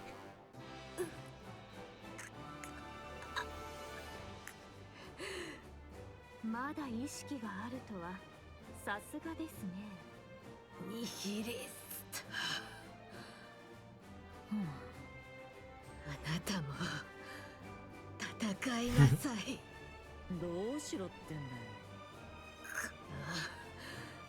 使えない。おかげさまでな。ってるんですよね。もし少しでも回復されてたら私たちだけじゃ。 Nihilister takes a step forward. Her clenched and she unclenches and unclenches her fists, shakes out her legs, and rolls her neck with a sharp crack. 戦う気満々みたいですけど。検知できる出力は微弱です。ただし力を隠しているのかもしれません。ようクソ仙人、ご挨拶ですね。何でしょう。俺はお前らと戦わなきゃならねえ。勝ち目もねえし、ちょっと時間稼ぐための犬死にだろうがな。それでも戦うしかない。命令なんだ。嫌とも言えねえクソみてえな命令だ。死ぬ気で戦えってさ、偉大なるお母さん。 Nihilister kicks the fallen Indivilia. なあ、俺たちはこういう存在なんだ。こうやって生きて死ぬもんなんだ。わかってるか？ Nihilister takes another step forward. カーデル・ニヒリスタ。なんだよ。いつまでそうして生きるつもりなのですか。そうだな。いいえ、やはりやめましょう。正直に言って見ていられません。そうかよ。ええ。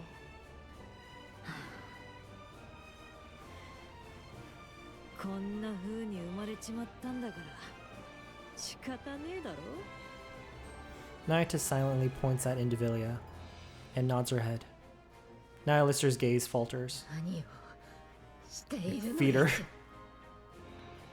Indivilia staggers to her feet. Kilo and Talos immediately assume combat stances. 敵と無駄話をしろなどと言った覚えはありません。戦いなさい。戦うのです。できないならせめて私を逃がすために盾にぐらいなりなさい。 Nihilister stares intently at Indivilia, who is trembling in front of her. 待てよ、考えてみたら俺はこいつに食われたよな。俺の武装までくれて生き返らせてやったのに裏切られたんだよな、俺は。ヒリスタ、聞こえないのですか。そのくせこいつはどうして俺に怒鳴ってんだ。なんで俺に命令できるんだ。この役立たず。いいから動くのです。ああ、気に入らねえな。 Something snaps inside Nihilister's head. Nihilister's sharp teeth sink into Indivilia's neck. なあ、お前、俺の飯になれ。Do I get a fighter? I'll fight her. In a battle, right? In a battle, 私 right? の出番ですね。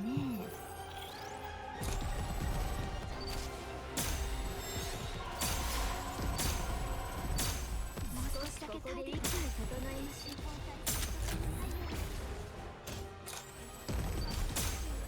Can't see anything. まだまだ戦えます。装填します。 Oh, okay. 普通も絶望もない。 Oh, we're full bursting. Okay, I'm just gonna let that happen. すべての罪をこの身に背負い、私は前へ進む。 Collateral damage, alright. これで旦那の役に立てたでしょうか。 Need to go back to the shop again.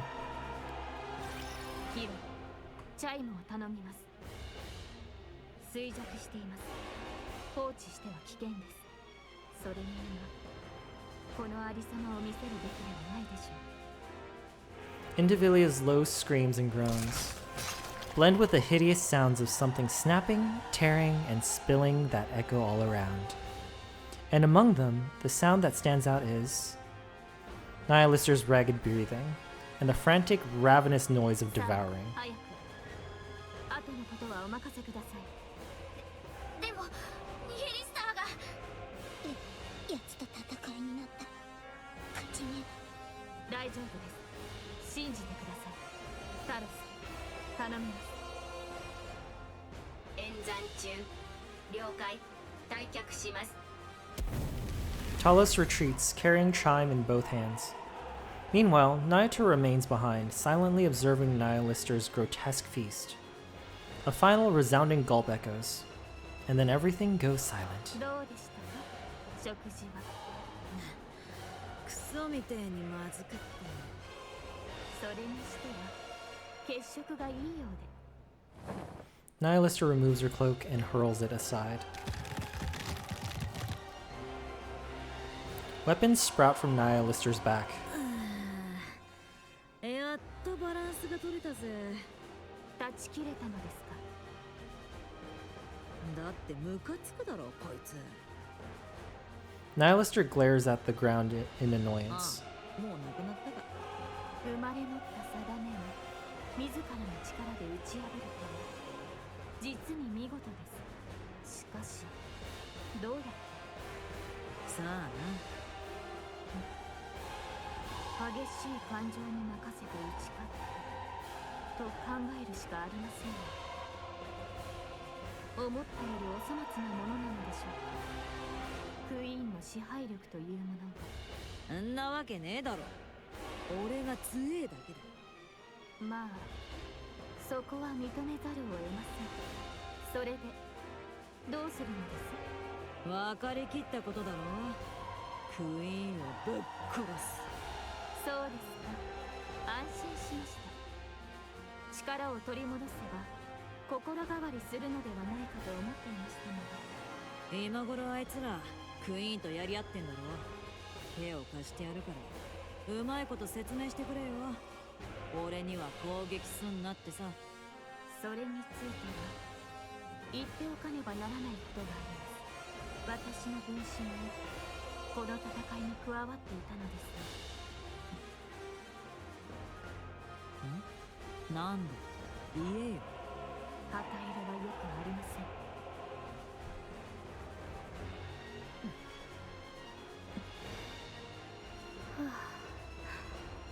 ナユタの分身たちはもうここにはいません。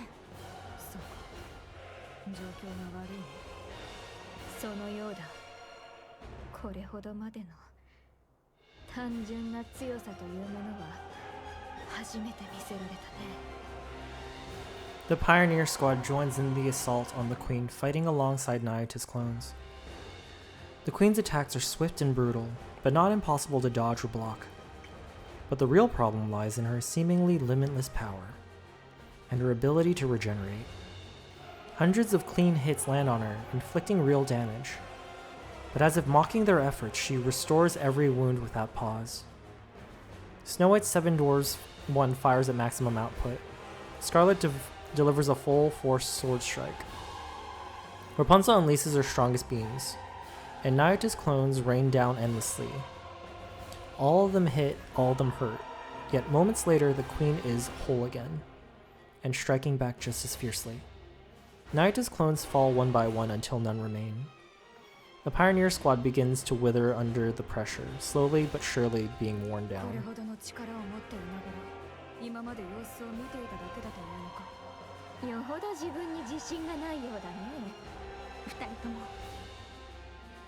このまま消耗戦を続けていては私たちに勝ち目はありません。いいや、必ず勝つ。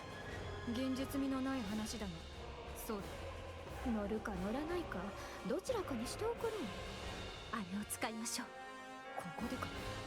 確かに迎撃兵器を落とした今が使い時かもしれないね。時間を稼いでください。誘導は私がします。なんとも難しい頼み事だ。 Scarlet dashes forward. Dodging the countless crimson beams the Queen unleashes, she swings her blade at the hand reaching for her. 3 of the Queen's fingers are severed, only to regenerate immediately as if nothing had happened. Scarlet lets out a short groan, then continues exchanging blows. At the same time, Snow White pours her firepower onto what she believes is the queen's weak spot. Several strikes land, enough to make her think she has the upper hand. But once again, the queen restores all damage in an instant. Using the smallest movements possible, Snow White intercepts every incoming missile and avoids streaking crimson beams. The tips of her toes singe slightly, and she senses her focus slipping. Rapunzel centers her mind. For a long time, the Pioneer Squad scoured the surface, leaving no stone unturned. Convinced that the queen is not on the surface, they turned their attention to the space. While Nayata's countless clones are stationed across the surface to track the queen's orbit, Snow White, Scarlet, and Rapunzel roam from place to place gathering intelligence on the queen, and simultaneously deploying remotely operated weapons across the land. These weapons are meant for an inevitable day, the final battle. 6,000 missiles in total. The cannons of every emplacement turn in unison towards a single target. The queen, where Rapunzel points. Rapunzel deploys her shield. Snow White and Scarlet hurry inside. The queen stares, clearly puzzled by their sudden move. Moments later, she sees it. A second horizontal line hovering above the real one. The sky is quite literally raining missiles. Crimson light radiates from the queen's body. But even so, she cannot intercept the overwhelming fusillade of 6,000 missiles. Explosions flash erupt without end. Flames roar as if to burn the sky itself. A thick, choking cloud of from the massive blast engulfs the area. Only the queen's skeletal frame remains. And yet again, she begins to regenerate. 本当に無尽蔵ということかい？無限のものなどない。続けるぞ。おう。切って切って切り続ければいつかは切り切れるであろう。はい、必ずここで倒します。A thunderous roar echoes from the distance. Heads snap towards the sound. A thick curtain of smoke shreds apart in an instant. And then a red two-headed dragon charges forward, skimming the ground like missile. Like a missile. I can't read, guys. Alright, I need to go buy more. Curse me and my lack of foresight. Let's see. Shop. Aww. Wait. I need to go back and look at the records because I don't remember. Oh, okay. I thought it was someone else that is not Nayuta.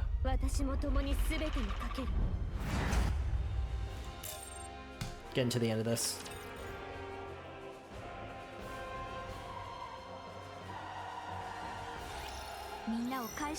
Okay.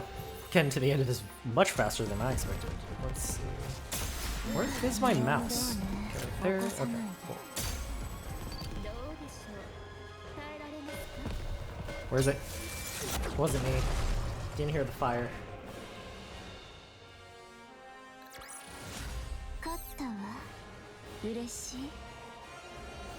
Yeet. クイーンの再生能力は私たちの想像をはるかに上回るものです。いくら攻撃をかわし続けてもこちらが決め手を持たないのであれば削り合いへともつれ込み敗北は必然となります。しかも100年余り宇宙を漂っていたのですからどれほどの力を蓄えているかは未知数で、何が言いたいんだ。再生能力を封じる必要があります。その方法はただ一つ、毒を盛ること。しかし、並大抵の器ではクイーンに届くことさえなく砕かれるでしょう。ならどうしろって。Nayuta stares straight at Nihilister. Meeting her gaze, Nihilister lets out a loud, mocking laugh. クソ仙人さんよ。俺のことを信じられるってんのか？あ？信じて構いませんか、カルー。もっと信用できるやつにしとけよ。それはその通りです。Naita takes out a red tipped bullet from her bosom and tosses it to Nihilister. あなたの好きなように。てめえはマジでクソったれだ。何もかも思い通りに動いて嬉しいか？だがこれだけはよく覚えとけよ。こうすることを選んだのは俺だ。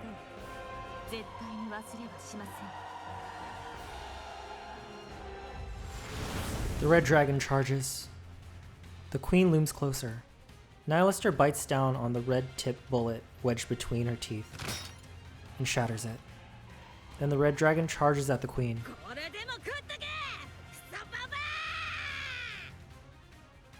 The red dragon becomes a poison chalice and hurls herself at the Great Mother. The two-headed dragon rams itself into the queen, and Nihilister's body begins to break apart. At the same time, all of the queen's arms spread wide, as if to embrace a child she had not seen for a long time. She holds a disintegrating Nihilister close, and the latter is absorbed into the queen's body.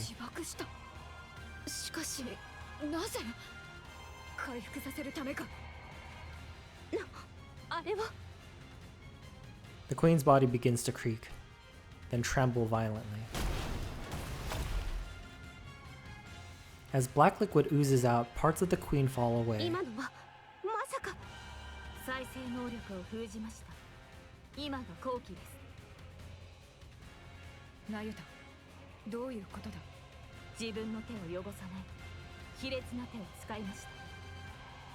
そうか、いつまで効くかは分かりません。今こそ全ての力を。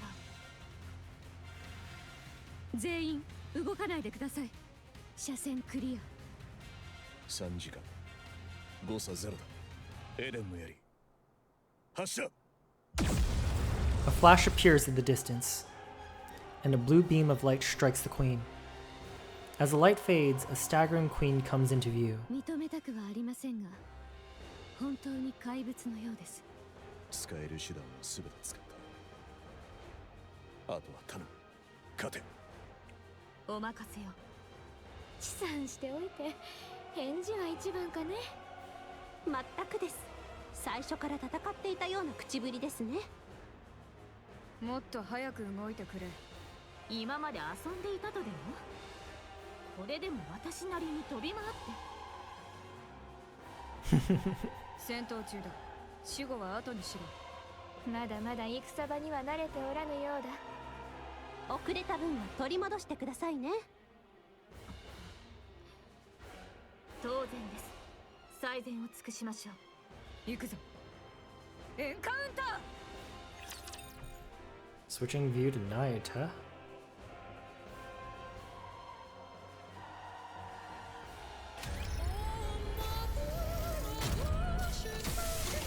Of course the music's banging.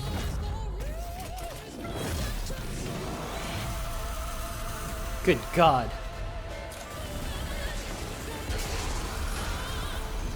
Is there a form 2? No? Okay. 守ることができてよかったです。Get got. I guess. 往生際の悪いやつだ。手を緩めるな。再生能力は確かに抑えているはず。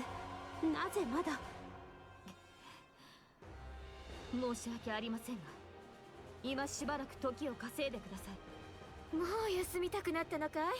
まったくのんきなものだね。本気を出せ。休むのは少しだけですよ。いいですね。そんな風に思われているのですか。私はとにかく切り札があるのです。決め手にはならずとも隙は作れる。 Without a word, the three give a brief nod and take off toward the queen. Naita spins on her heel and runs the other way. She finds a flat ground and sits in a meditative posture.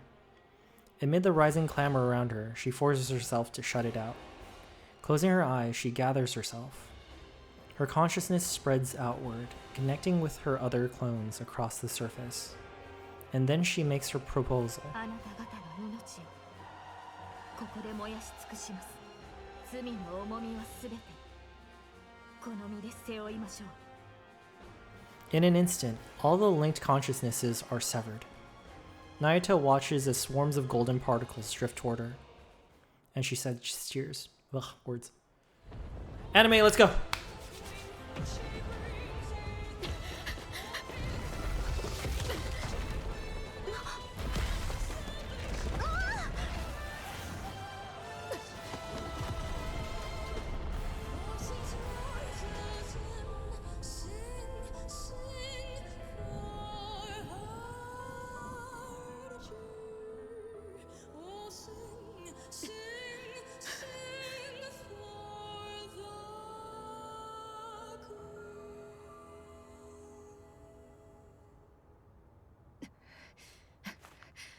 お待たせしました。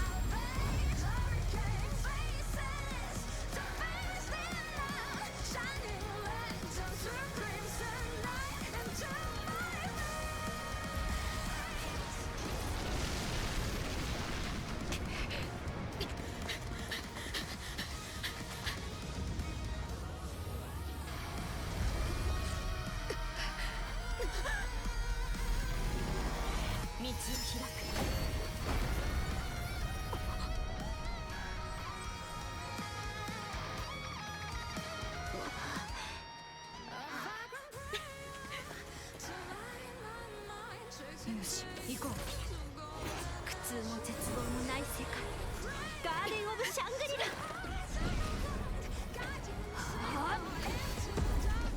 頼む。セブンス・ドアーズレディ。まばゆい希望を。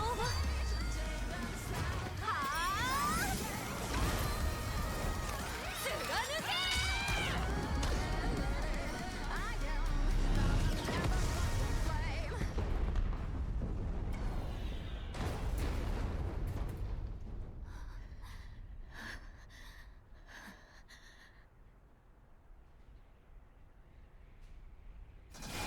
Oh god damn it.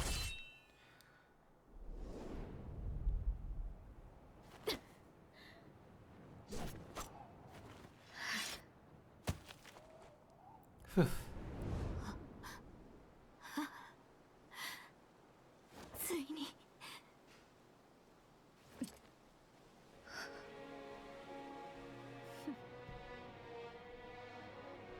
ついに私たちが。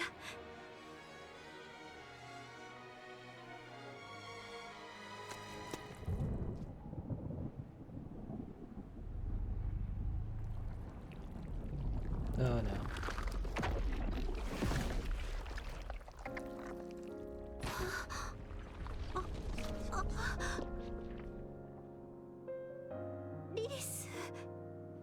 What? No, no, no, no, no, no, no, no. Yep.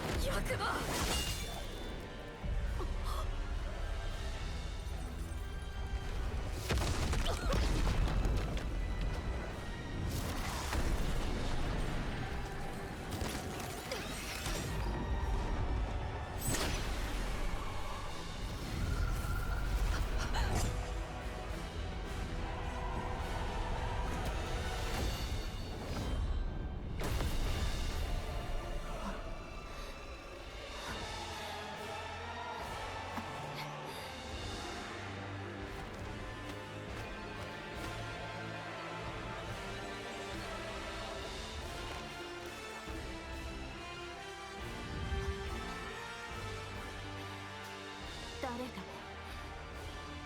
中にいるよ。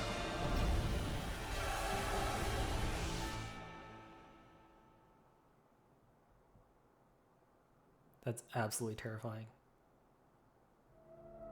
As she sheds tears, that which makes Lily Weiss's form fix its eyes. Man, it is going fast. Let's see, log. Let's see. In an instant, all the linked consciousnesses are severed. Naito watches as swarms of golden particles drift toward her and sheds tears. That which makes Lily Weiss's form fixed its eyes on Marion. Struggling to steady herself, Marion meets its gaze. Slowly, it advances.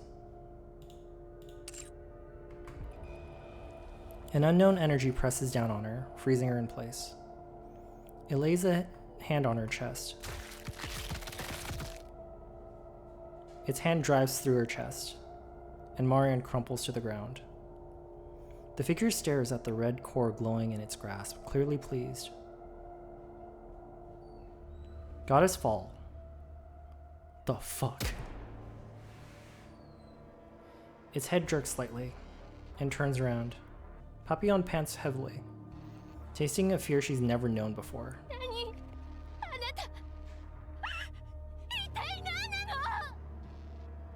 The figure closes in on Papillon. She fires wildly, panic rising with every shot, but it doesn't so much as flinch. Just as it draws near, Dorothy lands between them.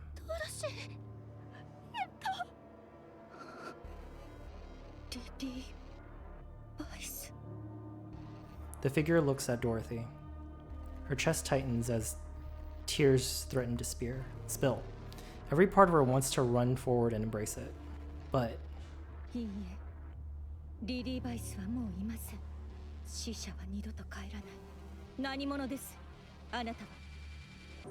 figure remains silent.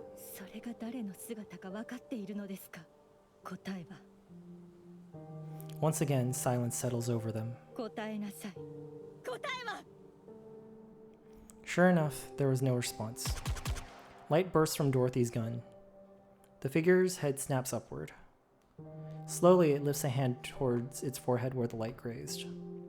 One red drop smears across the glove.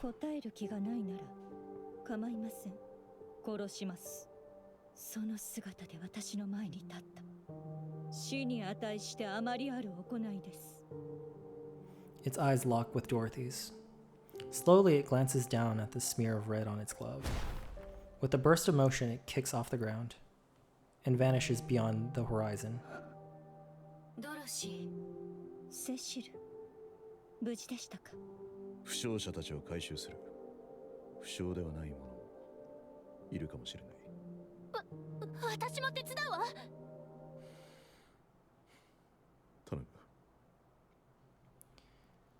エレンの高額明細は正常に回復している。だが、これほどの騒ぎだ。ラプチャーどもが押し寄せてくるだろう。残存戦力だ。エデンの防衛を行う。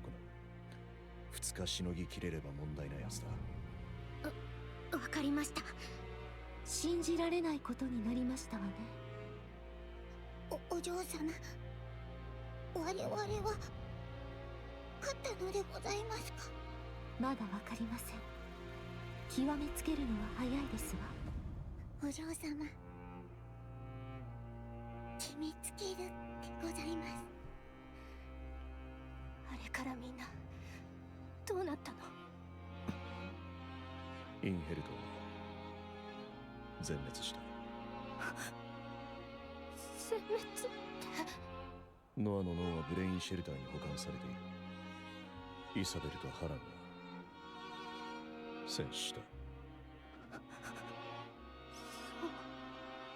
そうなのね。マリアンはコアを失い昏睡している。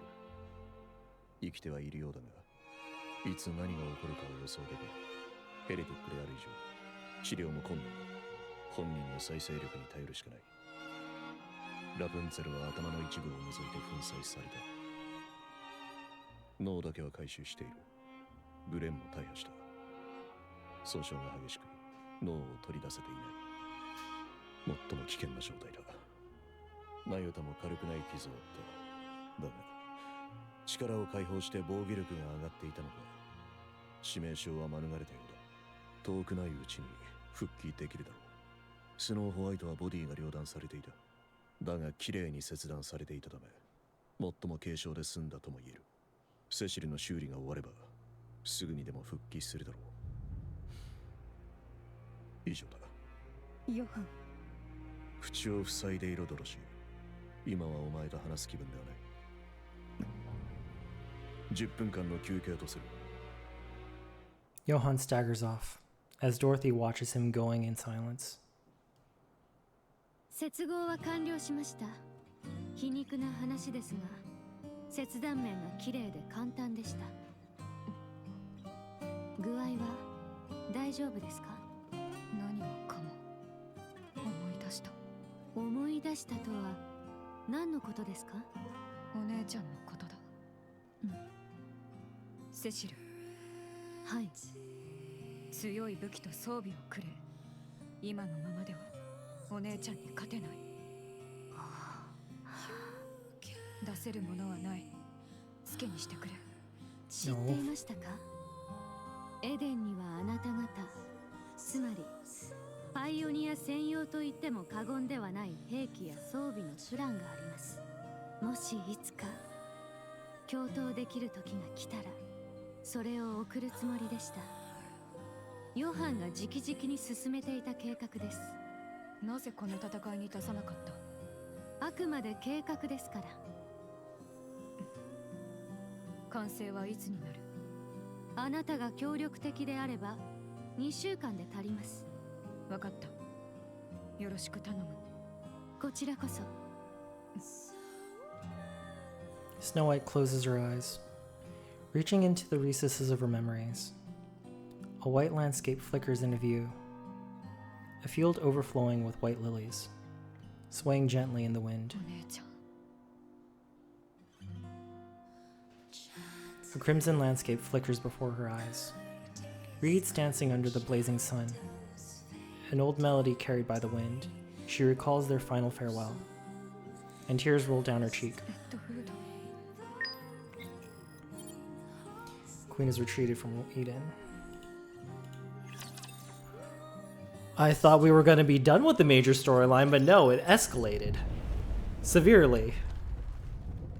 I need to process a lot of this piece.